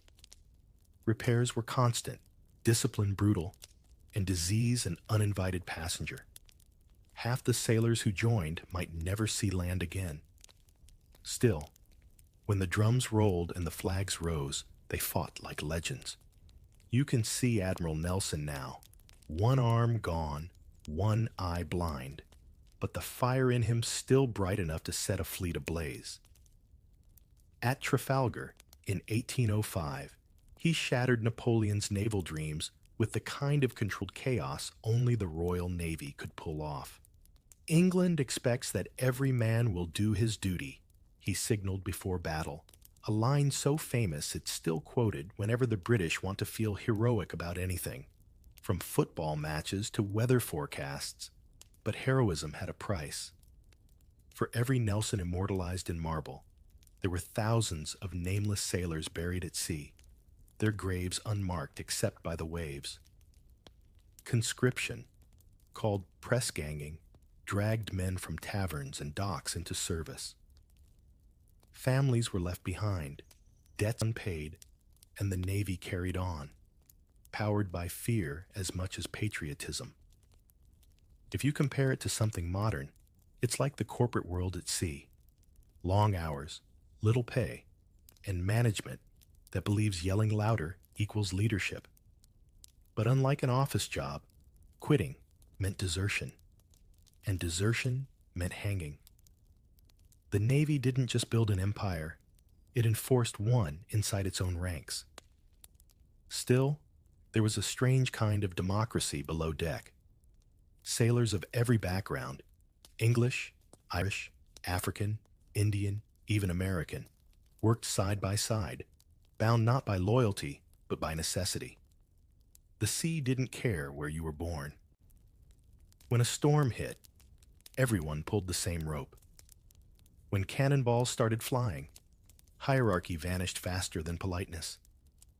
As you watch the sunset bleed across the horizon, it's hard not to feel the weight of it all. The pride, the cruelty, the discipline, the dream. The Royal Navy was both guardian and tyrant, explorer and enforcer. It built an empire out of wind and violence and somehow convinced the world it was destiny. The deck creaks, a bell rings 8 times, and the ship slides forward into the dark. Somewhere below, a sailor hums a shanty about home, a place he might never see again. Above him, the admiral studies the stars, charting a course for lands his men will conquer but never own. The wind you knew by instinct has gone still, replaced by a low, rhythmic pulse that feels almost alive. Steam. You can smell it before you see it. The metallic tang of iron and coal dust mixing with the sea air. The age of sail is fading, and the Royal Navy is about to trade the poetry of canvas for the growl of machinery. The empire isn't shrinking yet. It's expanding faster than ever. But now it runs on smoke instead of wind. It starts small. Paddle wheels, side-mounted like a child's toy. Then come screw propellers, iron hulls, and engines that sound like the heartbeat of industry. Wooden ships burn too easily. Iron ones endure. Sailors who once knew how to read the wind now shovel coal into furnaces hotter than Judgment Day. You watch as the first steam frigates roll out, belching clouds so thick they stain the sky. Romantic? Not quite. Efficient? Absolutely. If the old Navy was a church of discipline, the new one feels like a factory. Everything smells of oil and soot. Orders are shouted over the hiss of pistons, and the ocean no longer dictates your pace. Coal does. The captains who once felt like demigods must now share command with engineers, men who speak in numbers instead of tradition. To the old guard, it's heresy. To the new, it's progress. You can almost hear the grumbling from the officers' mess. The ones who grew up worshiping the wind mutter that steam power will ruin seamanship. A machine can't feel the sea, they say, swirling their port wine as the deck rumbles beneath them. But the Admiralty sees the future differently. The Industrial Revolution has rewritten every rule, and the Navy, whether it likes it or not, will have to keep up or be outpaced by ironclads from France, America, or worse, Germany. By the mid-19th century, shipyards on the Thames and the Clyde work day and night. Steamships like HMS Warrior look nothing like their wooden ancestors. She's sleek, armored, and terrifying, a floating fortress of black iron, longer than any church nave and strong enough to shrug off cannonballs that once decided wars. When she launches in 1860, crowds cheer not just for a ship, but for a symbol. Britain has learned to industrialize the sea. Yet all this progress comes with a new kind of fear. Steamships need coal, and coal means colonies. Fuel depots scattered across the globe to feed the engines of empire. The map fills with dots labeled coaling stations. Gibraltar, Malta, Aden, Singapore, Cape Town. It's like a spiderweb spun across the oceans. Every line on that map means control, but also dependence. The empire's power now hinges not on wind, but on supply chains. Sound familiar? The sailors change too. Fewer ropes, more wrenches. Less poetry, more procedure. The songs of the sea are replaced by the grind of gears. You meet stokers below deck, their faces blackened by coal dust, their lungs scarred before 30. It's brutal work, invisible but essential. The officers above enjoy tea and brass fittings, while the men below feed the fire that keeps the empire running. It's progress, but it smells like sweat. And then comes war, the great test of every new invention. At the Battle of Navarino in 1827, steamships assist the sailing fleet, awkwardly proving their worth. By Crimea, the mix of sails and smoke feels almost natural. But it's during the late 1800s, when the Royal Navy launches its dreadnoughts, that everything changes again. HMS Dreadnought in 1906 makes every other battleship instantly obsolete. Bigger guns, turbine engines, steel hull, speed, efficiency. It's the smartphone moment of naval warfare. Every other navy panics. The arms race begins. The Admiralty calls it command of the sea. Ordinary people call it what it is, expensive. Britain pours fortunes into keeping its navy 2 steps ahead of everyone else. Taxes rise. Newspapers praise it as national pride. The fleet becomes both shield and status symbol, a reminder that the empire is still the world's police, banker, and judge rolled into one. But if the ships are growing stronger, the sailors are still human. Accidents happen. Boilers explode. Fires spread faster through iron corridors than through oak decks. Men go deaf, blind, or missing. Yet they keep signing up, chasing adventure or stability, or just the promise of 3 meals a day. Some never see battle, spending entire careers circling the globe in gray steel giants, that look more like prisons than dreams.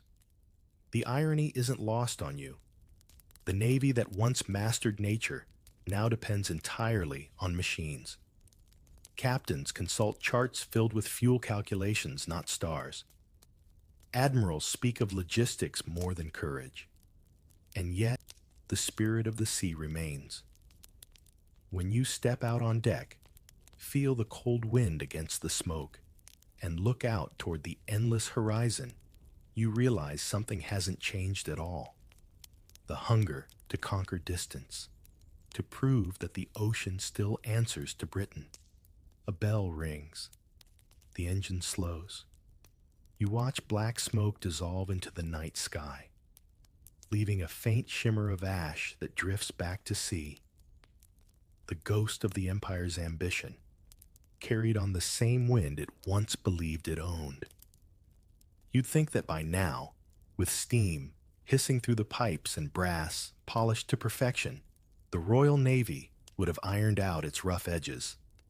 But no, below deck, the hierarchy still rules with the precision of a pocket watch and the warmth of a tax audit. The Navy is more modern, yes, but it's still built on an invisible ladder. Every rung smells faintly of sweat and superiority. You start at the bottom, of course. Ordinary seamen. You eat, sleep, and breathe in spaces so cramped you could shake hands with the man in the next hammock without lifting your head. Your world is damp, loud, and always moving. If you're lucky, you'll serve under an officer who believes in fairness. If not, you'll learn how fast a man's dignity can vanish when his commanding officer needs to prove a point. Up top, things look very different. Officers dine under lamplight, surrounded by gleaming silverware and the soft clink of crystal glasses. They quote Shakespeare and discuss politics, while the men who rode them to glory eat stew that could double as glue. Class is the Navy's true North Star. Your berth determines your bunk, your meal, your future. It's not just a job, it's a reflection of Victorian Britain itself. The contrast could be comical if it weren't so consistent. One historian once called the Navy a floating England, and he wasn't wrong. Aristocracy above, labor below, all pretending it's teamwork. You can picture it clearly. An admiral's cabin lined with maps and mahogany, while just a few decks down, stokers stripped to the waist, shoveling coal into a furnace that roars like an angry god. They might both serve the same flag, but they live in different worlds. Sometimes, though, those worlds collide. A ship in a storm doesn't care about your accent or your title. When the waves rise and the deck tilts, every man grabs the same rope. That's the strange democracy of disaster. The sea, more than any admiral, enforces equality for a few terrifying minutes at a time. You wonder if that's why so many sailors say they trust the ocean more than their officers. It punishes without prejudice. Not everyone accepted this unspoken class divide quietly. By the late 19th century, murmurs of discontent grew louder. Education was spreading. Newspapers printed stories of injustice aboard Navy ships. Men began asking questions, dangerous ones, like why bravery and birthright had to be linked. The rise of trade unions on land began to echo faintly through the steel corridors at sea. There's one story about a ship's cook named William Brown who dared to demand better food rations for the crew. The officer laughed in his face. Brown stopped laughing, too. He organized a collective refusal to serve until the meat wasn't rotten. They called it mutinous behavior. The Admiralty called it a matter requiring discipline. But history would later call it what it was: the earliest spark of organized protest in a service built entirely on obedience. That tension between duty and dignity never quite disappears. Even officers felt its sting. Many were younger sons of nobility, born to privilege but second in line for inheritance. For them, the Navy was both a calling and a consolation prize. You were important enough to command men, but not important enough to inherit land. No wonder so many officers clung to tradition. It was all they had left. And let's not forget the midshipmen, the teenagers who served as future officers in training. Imagine being 16, expected to command grown men in combat, but still barely able to grow a beard. They were schooled in mathematics, navigation, and how to deliver orders with authority even when terrified. The Navy didn't just build ships, it manufactured confidence, or arrogance, sometimes both. Discipline was sacred, and punishment was performance. Flogging may have been abolished officially, but humiliation never was. A sailor caught drunk might be tied to the mast for hours. Another might lose pay for speaking out of turn. Respect wasn't earned, it was enforced. Yet oddly enough, this rigid world also produced some of the most loyal crews in history. Once a sailor trusted his mates, that loyalty ran deeper than any social divide. You look around the mess hall, tin cups clinking, jokes traded in accents from every corner of the empire. Cockneys, Scots, Irish, Africans, Indians, all thrown together under the same flag. For many, it was their first taste of something like global community, a rough, salty, unpolished version of it, but still, shared suffering can sound a lot like unity when the sea's your boss. Above deck, the officers continue their rituals, ceremonial toasts, logbooks signed in perfect script, the hum of formality never breaking. Below deck, the laughter grows louder, the music rougher. The Navy might not know it yet, but change is creeping in through the cracks. One day, those voices that learned to sing through hardship will start asking for something bigger than pay. They'll start asking for fairness. For now, though, the night settles over the ship. The stars come out like medals pinned across the sky. Somewhere below, a sailor snores, dreaming not of glory or rank, but just of a quiet morning without orders. You can almost smell the change before you see it. The sharp scent of coal smoke has softened, replaced by salt air and something less tangible: curiosity. Britain is stepping into the late Victorian era, and even the Royal Navy, stubborn as barnacle, can't hold back the tide forever. The Empire still believes it owns the world, but the world is starting to argue back. It begins quietly, like a current beneath calm water.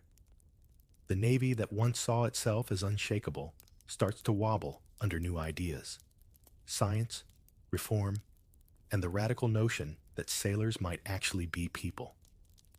The 19th century loves invention almost as much as it loves empire. Telegraphs shrink the oceans. Iron hulls evolve into steel. And suddenly, the Admiralty's biggest weapon isn't just its ships, it's information.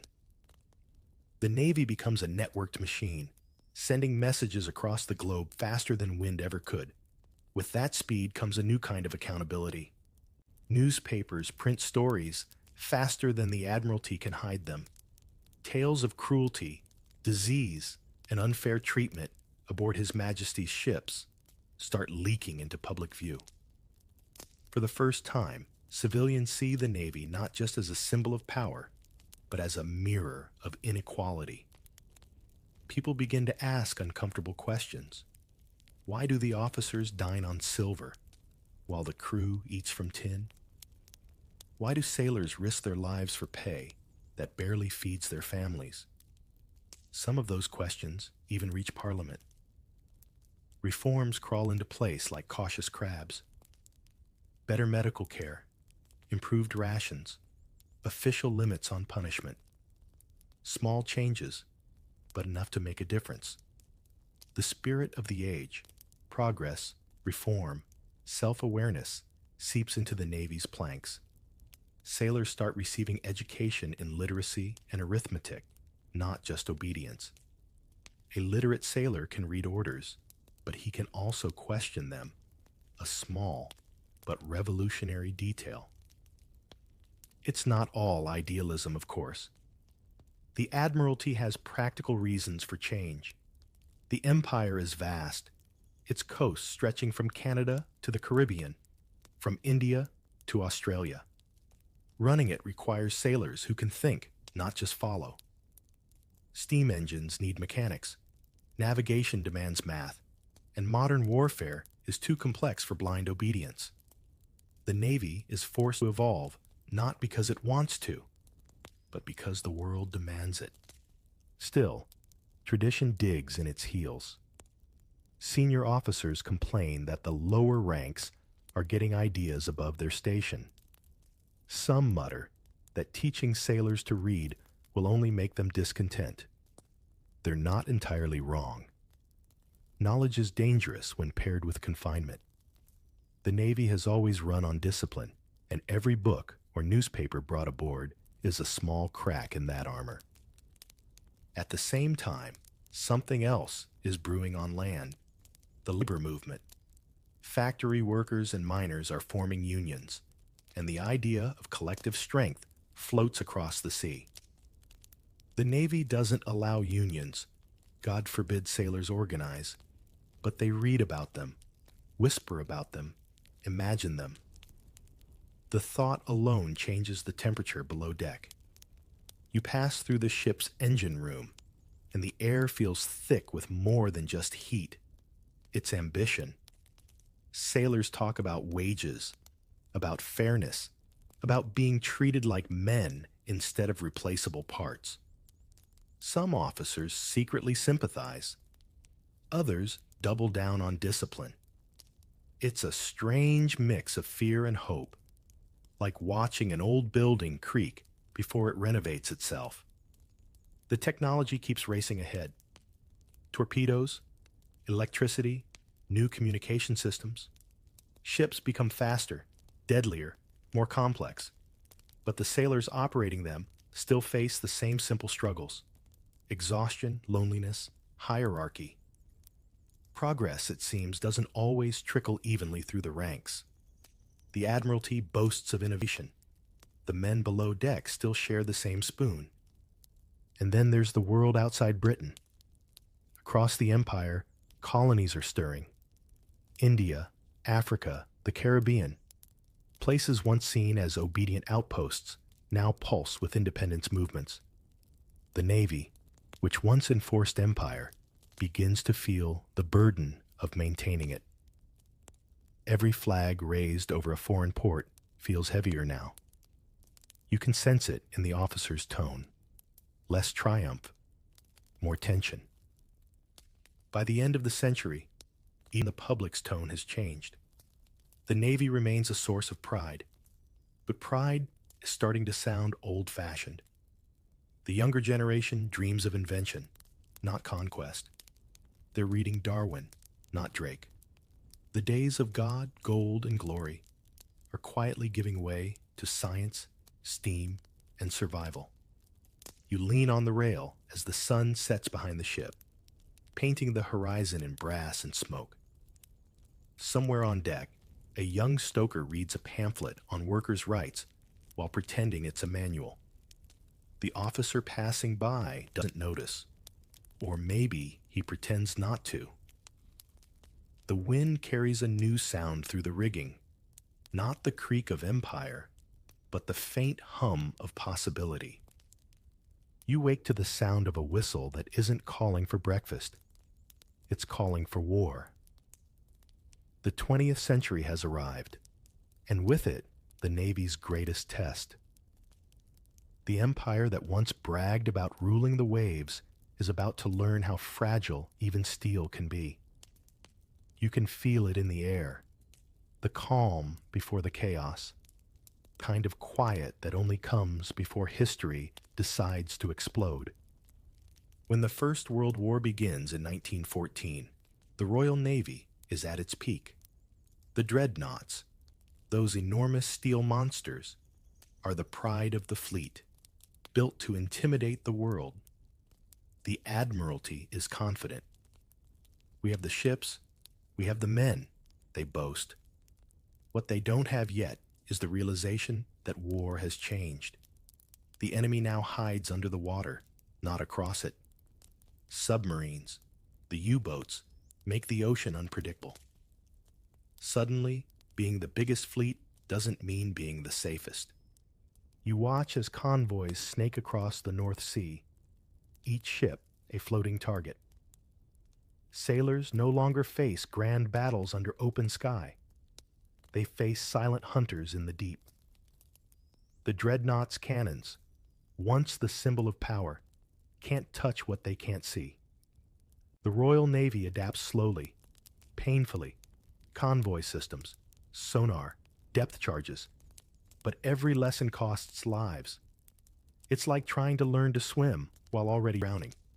And yet, through all the chaos, pride remains a kind of armor. You meet sailors who laugh in the face of danger, their humor as dark as the water beneath them. If we're going down, one says, at least it's not in a German ship. It's gallows humor, but it keeps them sane. The Navy that once enforced empire now protects survival itself. Britain's island status, once a boast, becomes a vulnerability. Without control of the sea, the empire starves.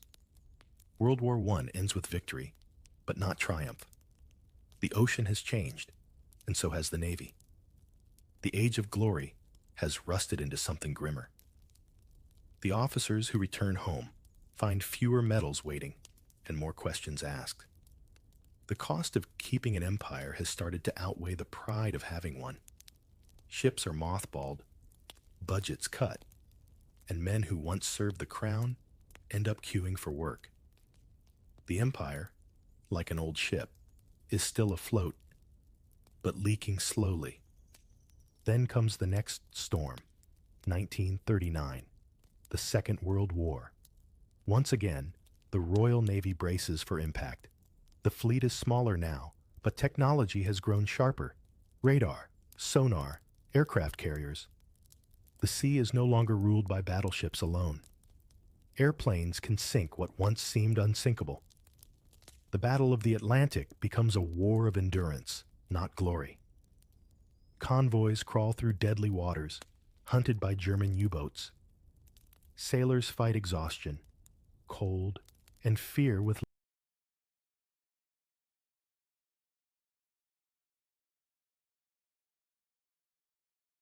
little more than discipline and tea strong enough to strip paint. You can almost taste the salt and oil in the air. A ship rolling in gray waves, men shouting over the sound of the engines, the distant thump of explosions. No uniforms gleam here. Everything is soaked and filthy. The Empire's great machine now runs on human endurance. Every sailor knows someone who didn't make it back. And yet, even in the bleakest moments, the Navy finds ways to adapt. Women join as WRNS, the Women's Royal Naval Service, taking on critical roles in communications and intelligence. It's not equality yet, but it's a crack in the armor of tradition. For the first time, the Navy begins to realize that courage doesn't belong to one gender, one class, or one accent. When victory finally comes in 1945, the celebrations feel strange, tired, grateful, but uncertain. The empire that emerged from the war isn't the same one that entered. Britain may have survived, but it's no longer the world's unquestioned master. The colonies are restless, the coffers are empty, and America now calls the shots. The Royal Navy, once the symbol of global dominance, must learn to live with humility. Ships that once carried flags of conquest now carry humanitarian aid. Destroyers escort refugee vessels instead of convoys. Sailors who grew up hearing about Britannia ruling the waves now joke that Britannia can barely afford to fuel them. And yet, there's something quietly noble in the shift, a sense that service means more than power. The old veterans feel it most. Men who fought at sea for empire now watch their sons serve for peace. They grumble about politics and modernization, about how the ships look more like factories than war machines. But deep down, they know the Navy's purpose has changed. Once it ruled, now it protects. Once it conquered, now it connects. The sea, of course, remains the same, vast, cold, and indifferent. But the sailors walking its decks carry a new kind of pride, not in empire, but in endurance. The Royal Navy has weathered storms, revolutions, and now 2 world wars. And it's still afloat. Just barely, perhaps, but still there. You stand at the rail of a gray destroyer as dawn breaks, the horizon painted pink and gold. The war is over, the empire is fading, and the waves roll on as if nothing ever happened. For a moment, you understand why sailors always look toward the horizon. It's the only thing that never stops moving forward. The guns have gone quiet, but the tension hasn't. The war is over, yet the Navy feels caught between centuries. Too modern to be romantic, too traditional to be comfortable. You can almost hear the groaning of history itself, like a ship adjusting its weight after a storm. The empire that once fed the fleet is dissolving piece by piece, and the sailors who grew up saluting the Union Jack over half the globe are suddenly wondering what exactly they're defending now. It starts with a whisper. In 1946, the Navy's ships are everywhere. Singapore, Malta, the Caribbean, but their purpose feels blurred. There are rebellions in colonies, independence movements in Asia and Africa, and mutinies simmering below deck.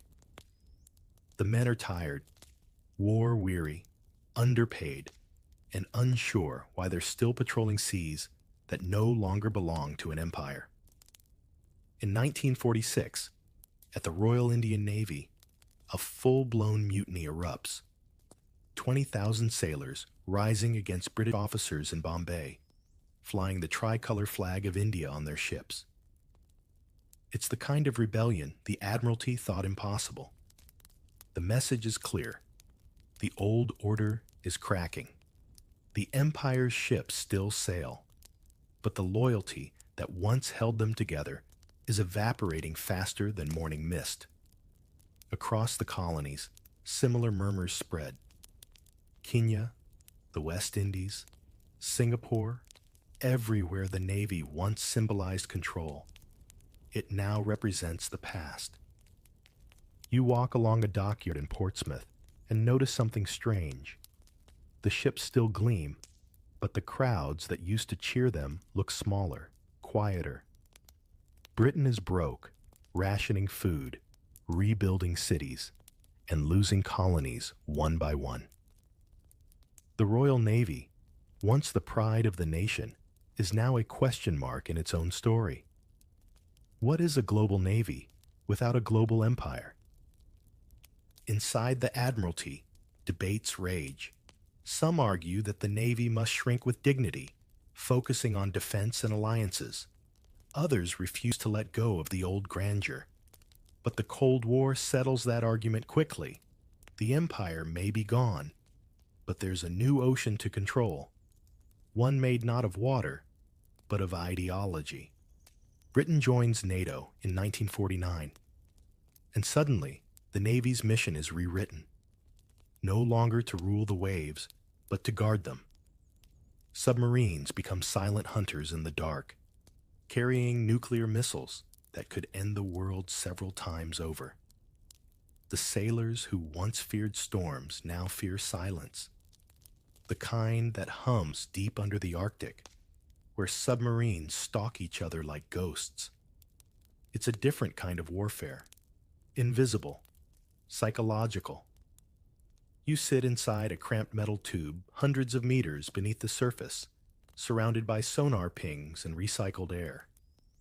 The crew speaks in whispers. Everyone knows that one wrong move could trigger something far worse than cannon fire.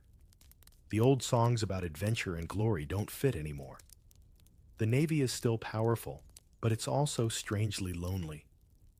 Meanwhile, back home, the country is changing faster than the Admiralty can keep up. Britain is becoming a welfare state, a democracy that talks about equality instead of empire. Sailors return from service to find a society asking whether duty still means obedience or conscience.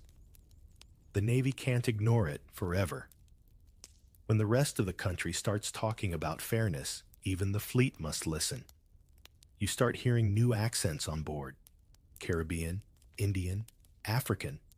The very people once ruled by the empire now wear the same uniform as the men who ruled them. It's not seamless. There are tensions, slurs, awkward silences. But slowly, the Navy learns that tradition can coexist with transformation. The Commonwealth replaces the empire, and the Navy becomes its reluctant symbol. Less of domination, more of cooperation. Still, beneath the surface, the old ghosts stir. Officers still come from certain schools, sailors still from certain streets. The class divide hasn't vanished, it's just quieter, and yet something undeniable is shifting. The camaraderie forged in war and Cold War begins to blur those old boundaries. You start seeing crews where rank still matters, but respect must now be earned, not inherited. There are moments of resistance, too. In 1955, sailors in the Mediterranean refuse orders after unbearable conditions below deck. An unofficial strike. The Admiralty panics, of course, but eventually admits it needs reform. Pay improves, quarters modernize, punishments soften.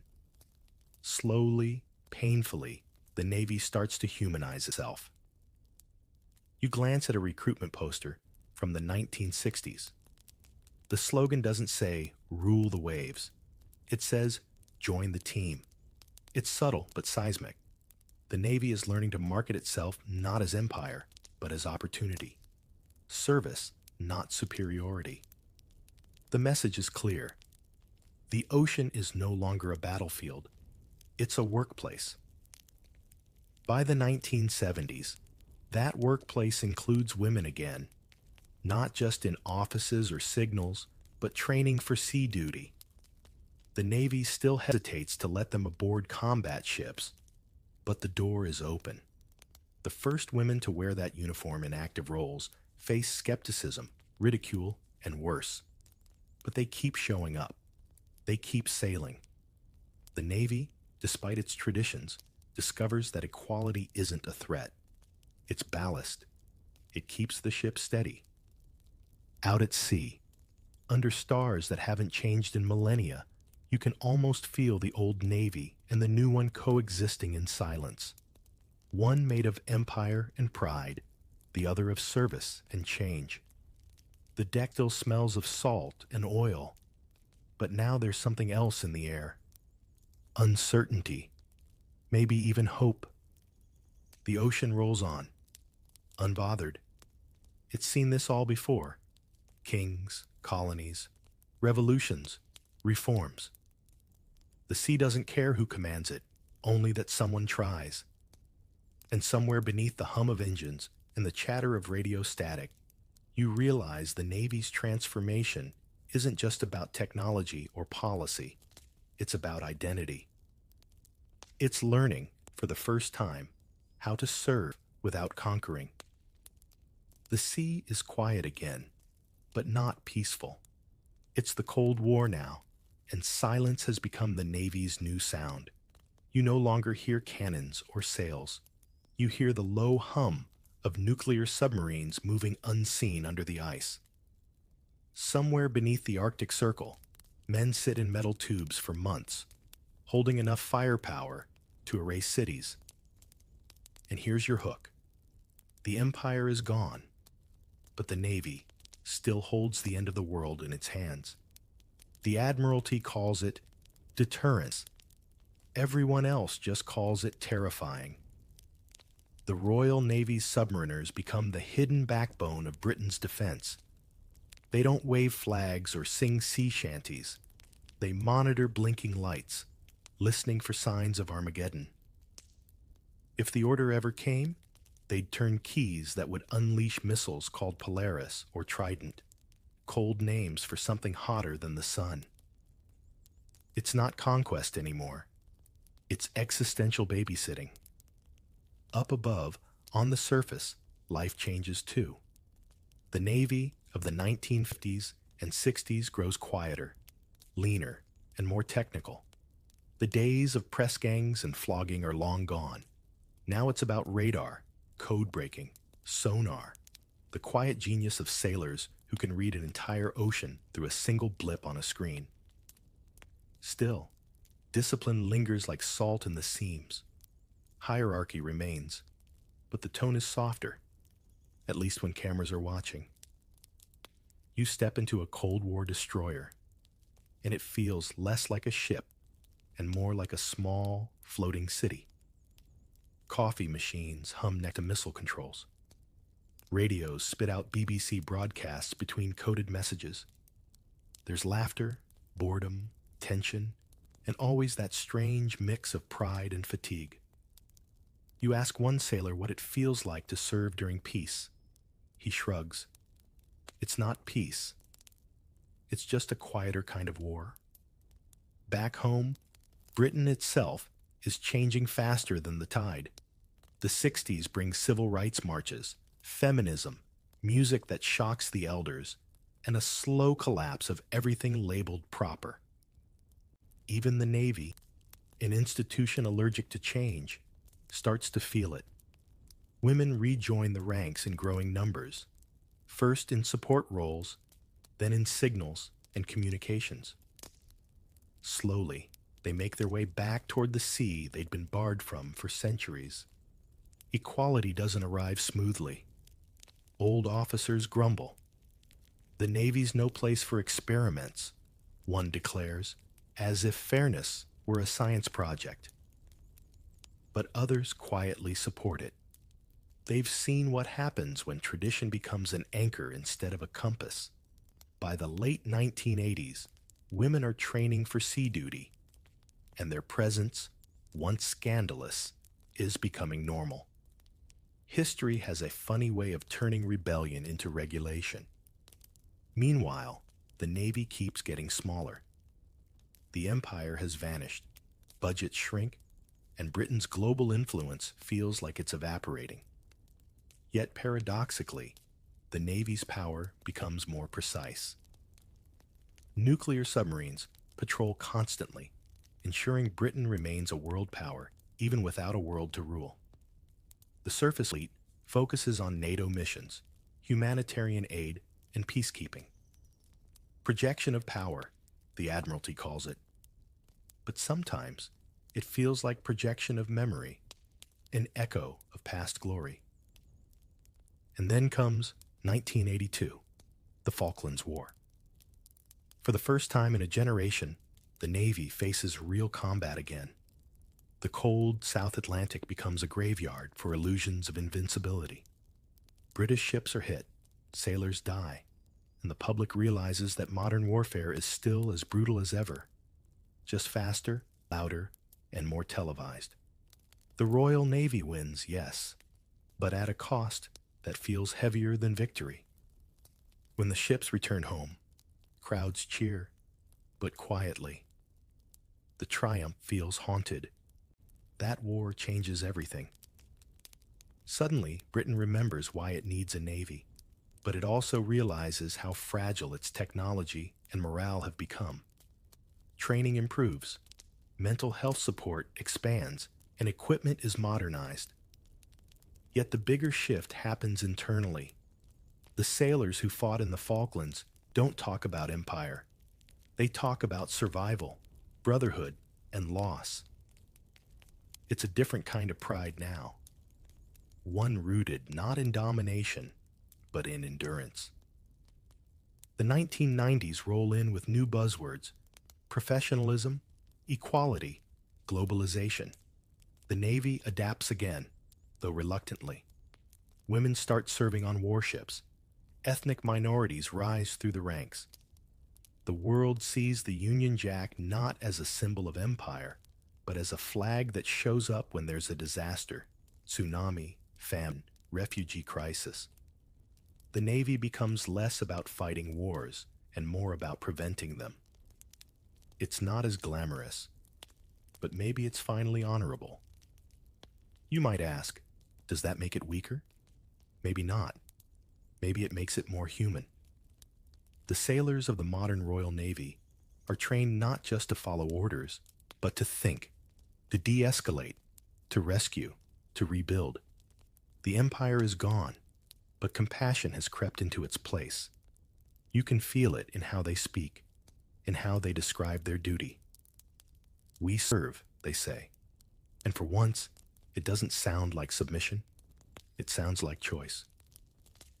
Out at sea, the waves look the same as they always have: gray, endless, indifferent.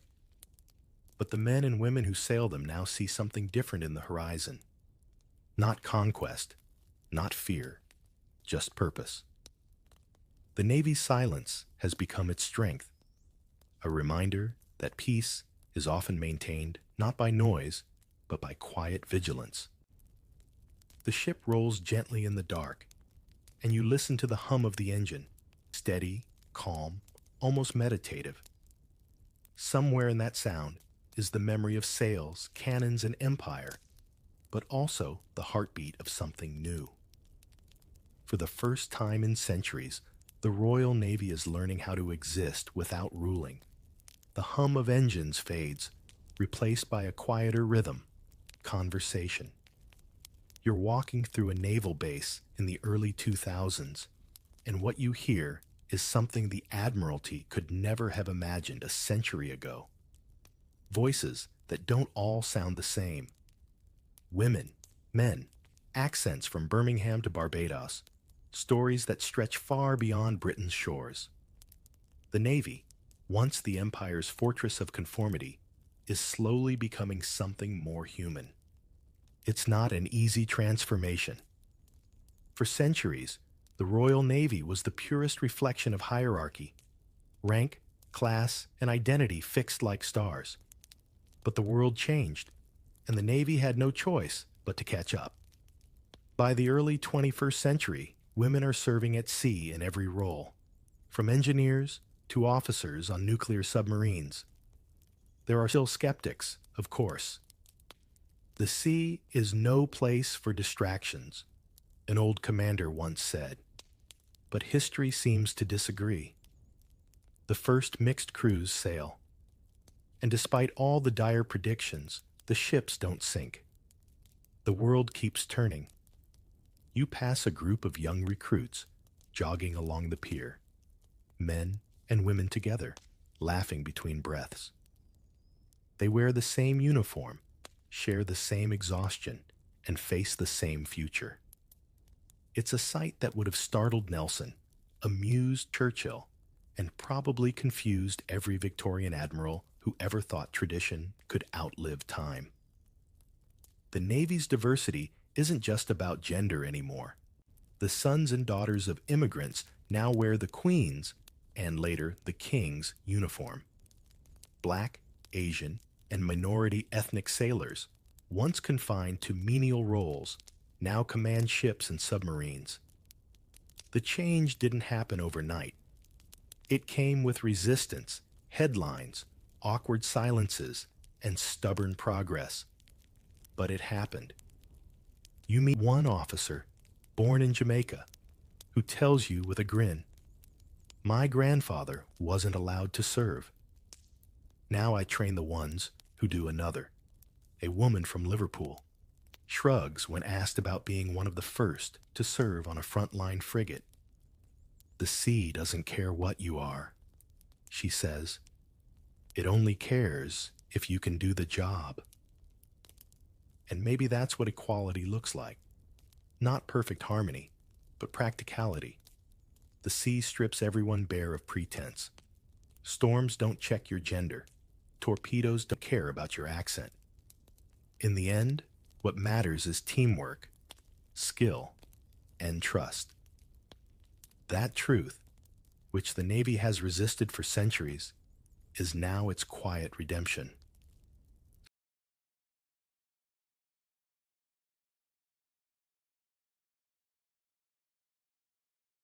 Still, the journey is far from smooth. Stories of harassment, racism, and discrimination continue to surface. Old attitudes die slowly, and some refuse to die at all. In 2019, an internal report exposes widespread bullying and misogyny. It's a painful reminder that institutions change on paper long before they change in spirit. But the difference now is accountability. Voices that once stayed silent are now amplified by law, by media, by courage. The Navy responds, clumsily at first, then sincerely. Diversity programs, mentorship networks, anonymous hotlines, inclusion training. Some roll their eyes at it, others embrace it. But beneath all the bureaucracy lies something genuine, a will to adapt, to stay relevant in a world that no longer tolerates exclusion. It's not about political correctness. It's about survival. The modern Navy knows it can't face the future using the tools of the past. Out at sea, equality takes a quieter form. A petty officer corrects a young sailor's mistake without shouting. A mixed crew shares a meal after a long shift. Laughter echoing in a space where, decades earlier, such a scene would have been impossible. Small victories, almost invisible, but history often hides in small things. The missions have changed too. Anti-piracy patrols off Somalia, humanitarian relief in the Caribbean after hurricanes, evacuations during crises. The Navy's role is no longer about ruling the world. It's about helping it stay afloat. You can feel the shift in tone. Less empire, more empathy. For once, the Navy's strength isn't just in its weapons. It's in its people. If you squint, you can still see the ghost of the old Navy in the brass fittings, the ceremony, the polished boots. But standing beside a diverse crew on a modern warship, you realize the meaning of service has finally evolved. It's not about domination anymore. It's about representation. The Royal Navy has become a reflection of the country it serves, not the empire it once ruled. One young sailor puts it simply as you watch the sun sink behind the horizon. We're all just trying to keep the ship steady. That sentence, said with a grin and a shrug, sums up the journey perfectly. The ship rocks gently in the dusk. The old world and the new one share the same deck for a moment. Above you, gulls circle lazily, and the waves lap against the hull with the same rhythm they've had for centuries. The sea doesn't care who you are. It never has. But finally, after all this time, the Navy seems to understand that too. You can almost feel the quiet ache of endings now. The white ensign still flutters on the wind, but it no longer marks an empire. It marks endurance. The colonies are gone, the maps redrawn, and the Navy that once ruled half the world sails now on borrowed pride. Yet somehow, that makes what remains more sincere. You're no longer watching the story of power. You're watching one of transformation. By the late 20th century, the world no longer measures greatness in colonies or cannons. Instead, The Navy finds itself defending new kinds of borders: humanitarian ones, environmental ones, even moral ones. In 1991, during the Gulf War, British ships patrolled not to conquer, but to contain. In 2004, they rushed toward the Indian Ocean after a tsunami, carrying medicine instead of muskets. Decades earlier, those same ships would have carried conquest. Now, they carry comfort. That shift says more about Britain's soul than any victory ever could. You stand on the deck of HMS Ocean, a helicopter carrier that looks more like a floating city than a warship. The crew moves with quiet precision. Men and women, young and old, from a dozen backgrounds. Their mission today isn't war, it's rescue. The ship's hangar smells faintly of fuel and disinfectant. Helicopters lift off one after another, carrying food, supplies, and hope to places that have never heard of the Royal Navy. And that's perfectly fine. The age of recognition is over. The age of responsibility has begun. But transformation doesn't mean peace. The Navy's tasks remain dangerous, even when the battles are invisible. Piracy off the Horn of Africa, drug trafficking in the Caribbean, cyber threats in the age of satellites. The seas still demand vigilance. Only now, the Navy fights not for dominion, but for stability. It's a different kind of warfare, one measured in saved lives instead of taken ones.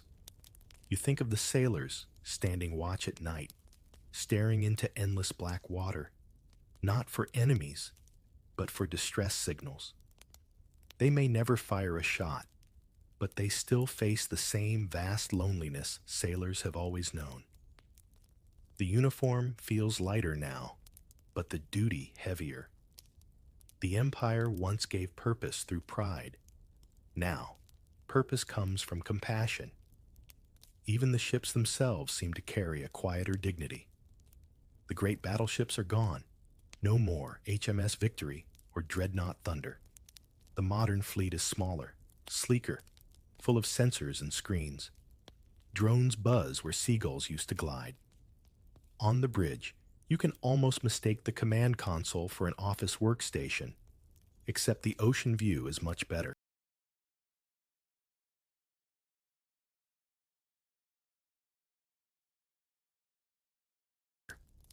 The romance of the sea hasn't vanished. It's just become more digital. Yet beneath the technology, the same old questions persist. What does service mean when the nation no longer rules the waves? Why risk your life for a world that barely notices? Ask a modern sailor, and they'll shrug, smile, and say something like, "Because someone has to." That simple answer carries centuries of weight. Britain's place in the world keeps shifting, sometimes proudly, sometimes awkwardly. The Navy mirrors that mood. During the Falklands, it rediscovered its grit. During Iraq and Afghanistan, it rediscovered its restraint. In humanitarian missions, it rediscovers its heart. Each chapter writes another layer into the Navy's identity, from empire's fist to global neighbor. And yet, nostalgia still lingers. The public loves a parade, an old ship polished for tourists, a marching band in Portsmouth playing Rule Britannia. It's a ritual, not a boast anymore. A way of remembering who they were without pretending to still be that. When the Queen's funeral cortege sails down the Thames, or when the fleet salutes a coronation, you see centuries of history compressed into one slow, solemn motion. The Navy may not rule the waves, but it still rules the nation's memory. You walk past a group of young recruits fresh from training, laughing as they load gear onto a supply truck. None of them has ever seen battle. None of them cares much about Trafalgar or Empire. They joined for travel, or stability, or the simple desire to be part of something bigger than themselves. Maybe that's what service really means now. Not conquest, but connection. The sky over the harbor turns copper with sunset. The ships glow like quiet giants, tethered but proud. Somewhere, a sailor hums an old shanty, the words worn thin by time but still comforting. We're bound for the horizon, it says. And maybe that's the point. After everything, the Navy's purpose has never truly been control. It's in motion, to keep going, to keep serving, to keep evolving. The waves slap against the hull, soft and steady, as if the sea itself is saying, the empire may be gone, but the sailors remain. And as long as there's water, there'll be someone willing to cross it. The sea has a way of remembering everything. The thunder of empire, the silence of submarines, the laughter of crews who've long since gone home. You stand at the edge of a pier in modern-day Portsmouth, the smell of salt and diesel in the air, and watch the gray silhouettes of the Royal Navy's newest ships resting against the horizon. The same institution that once conquered continents now spends its days protecting strangers, rescuing the lost, and training in a world where power no longer means domination. It means decency. The 21st century Royal Navy looks almost unrecognizable from the one that ruled the oceans. There are no empires to defend, no trade monopolies to enforce. Instead, there are alliances to uphold, climate crises to confront, humanitarian missions to lead. A destroyer might leave port for the Red Sea 1 month and the Arctic the next, not to plant flags, but to deliver medicine, to map melting ice, or to intercept human traffickers. The sailors still live by duty, but that duty feels gentler, wiser, more aware of the world beyond the flag. The Navy ships gleam with quiet precision now. HMS Queen Elizabeth, one of the new aircraft carriers, stretches longer than 3 football fields and hums with power. But there's a humility to it. The captain's bridge, filled with computers and glass panels, looks less like a throne room and more like a collaborative workspace. Tradition still lingers. The morning salute, the ensign raising. But the tone has changed. The same gestures that once shouted supremacy now whisper respect. You walk through the corridors and see sailors tapping on tablets instead of scribbling in logbooks. Mixed crews move easily together, joking between tasks. The old barriers of class, gender, and color long washed overboard. It's not perfect. Nothing this old ever is. But it's different. Where once the Navy mirrored the Empire's hierarchy, now it mirrors the country's diversity. You realize the transformation wasn't sudden. It was a slow untying of knots, century after century, rope by rope. Still, even in this era of technology and diplomacy, the human element remains the Navy's anchor. A sailor on watch at midnight feels the same wind, the same isolation, the same flicker of awe that Nelson's men must have felt centuries ago. The uniforms may have changed, but the heartbeat of service, steady, resilient, stubborn, hasn't. We don't rule the waves anymore, one petty officer tells you with a grin. But we still listen to them. There's beauty in that humility. The Navy that once drew its strength from conquest now draws it from compassion. When hurricanes flatten Caribbean islands, it's the Navy that brings fresh water and generators. When war displaces civilians, it's the Navy that evacuates them. When piracy or pollution threatens the ocean, it's the Navy that intervenes quietly, efficiently, without the fanfare of empire. The idea of equality, once radical enough to cause mutiny, has become second nature. Women command submarines. Officers mentor recruits from every background. And same-sex couples walk hand in hand at naval ceremonies. The culture that once prized silence now values authenticity. For the first time in its history, the Navy no longer hides its humanity. It celebrates it. You stand on the deck of a frigate preparing to sail. The engines rumble softly beneath your feet. The captain, young, calm, smiling, steps beside you. "You can't lead by fear anymore," she says. "You lead by trust." The simplicity of it feels revolutionary. It took centuries of storms, literal and political, for the Royal Navy to reach this point. But here it stands, steady and self-aware, no longer an empire's fist, but an island nation's open hand. As the ship drifts from port, you glance back toward the coastline. The old dockyards still stand, brick arches blackened with time, cannons rusting like museum relics. But beyond them, cranes and wind turbines gleam in the evening sun. The horizon that once meant conquest now looks like continuity. The Navy hasn't lost itself. It's just shed its armor. The sea stretches endlessly ahead, reflecting the sky in silver ripples. You can almost hear the voices of every era blending together. Nelson's command, a stoker's cough, a radio ping beneath the Arctic, a woman's laughter on a modern carrier. All of it, somehow, part of the same song.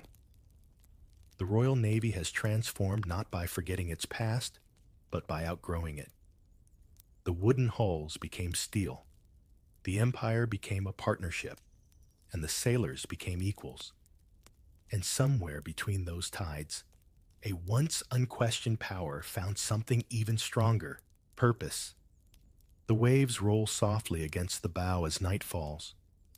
The lights of the ship flicker across the dark water like small, steady stars. You breathe in the salt air one last time, and it feels timeless, like history exhaling. The sea keeps its secrets, but this one, it's willing to share. The journey from empire to equality isn't about who commands the waves. It's about who listens to them. And now, as the tide quiets and the ships fade into moonlight, you can rest knowing the Royal Navy story has come full circle. From ruling to serving, from empire to equality. The sea hums its eternal lullaby, calm and endless, reminding you that even power learns to soften. Close your eyes.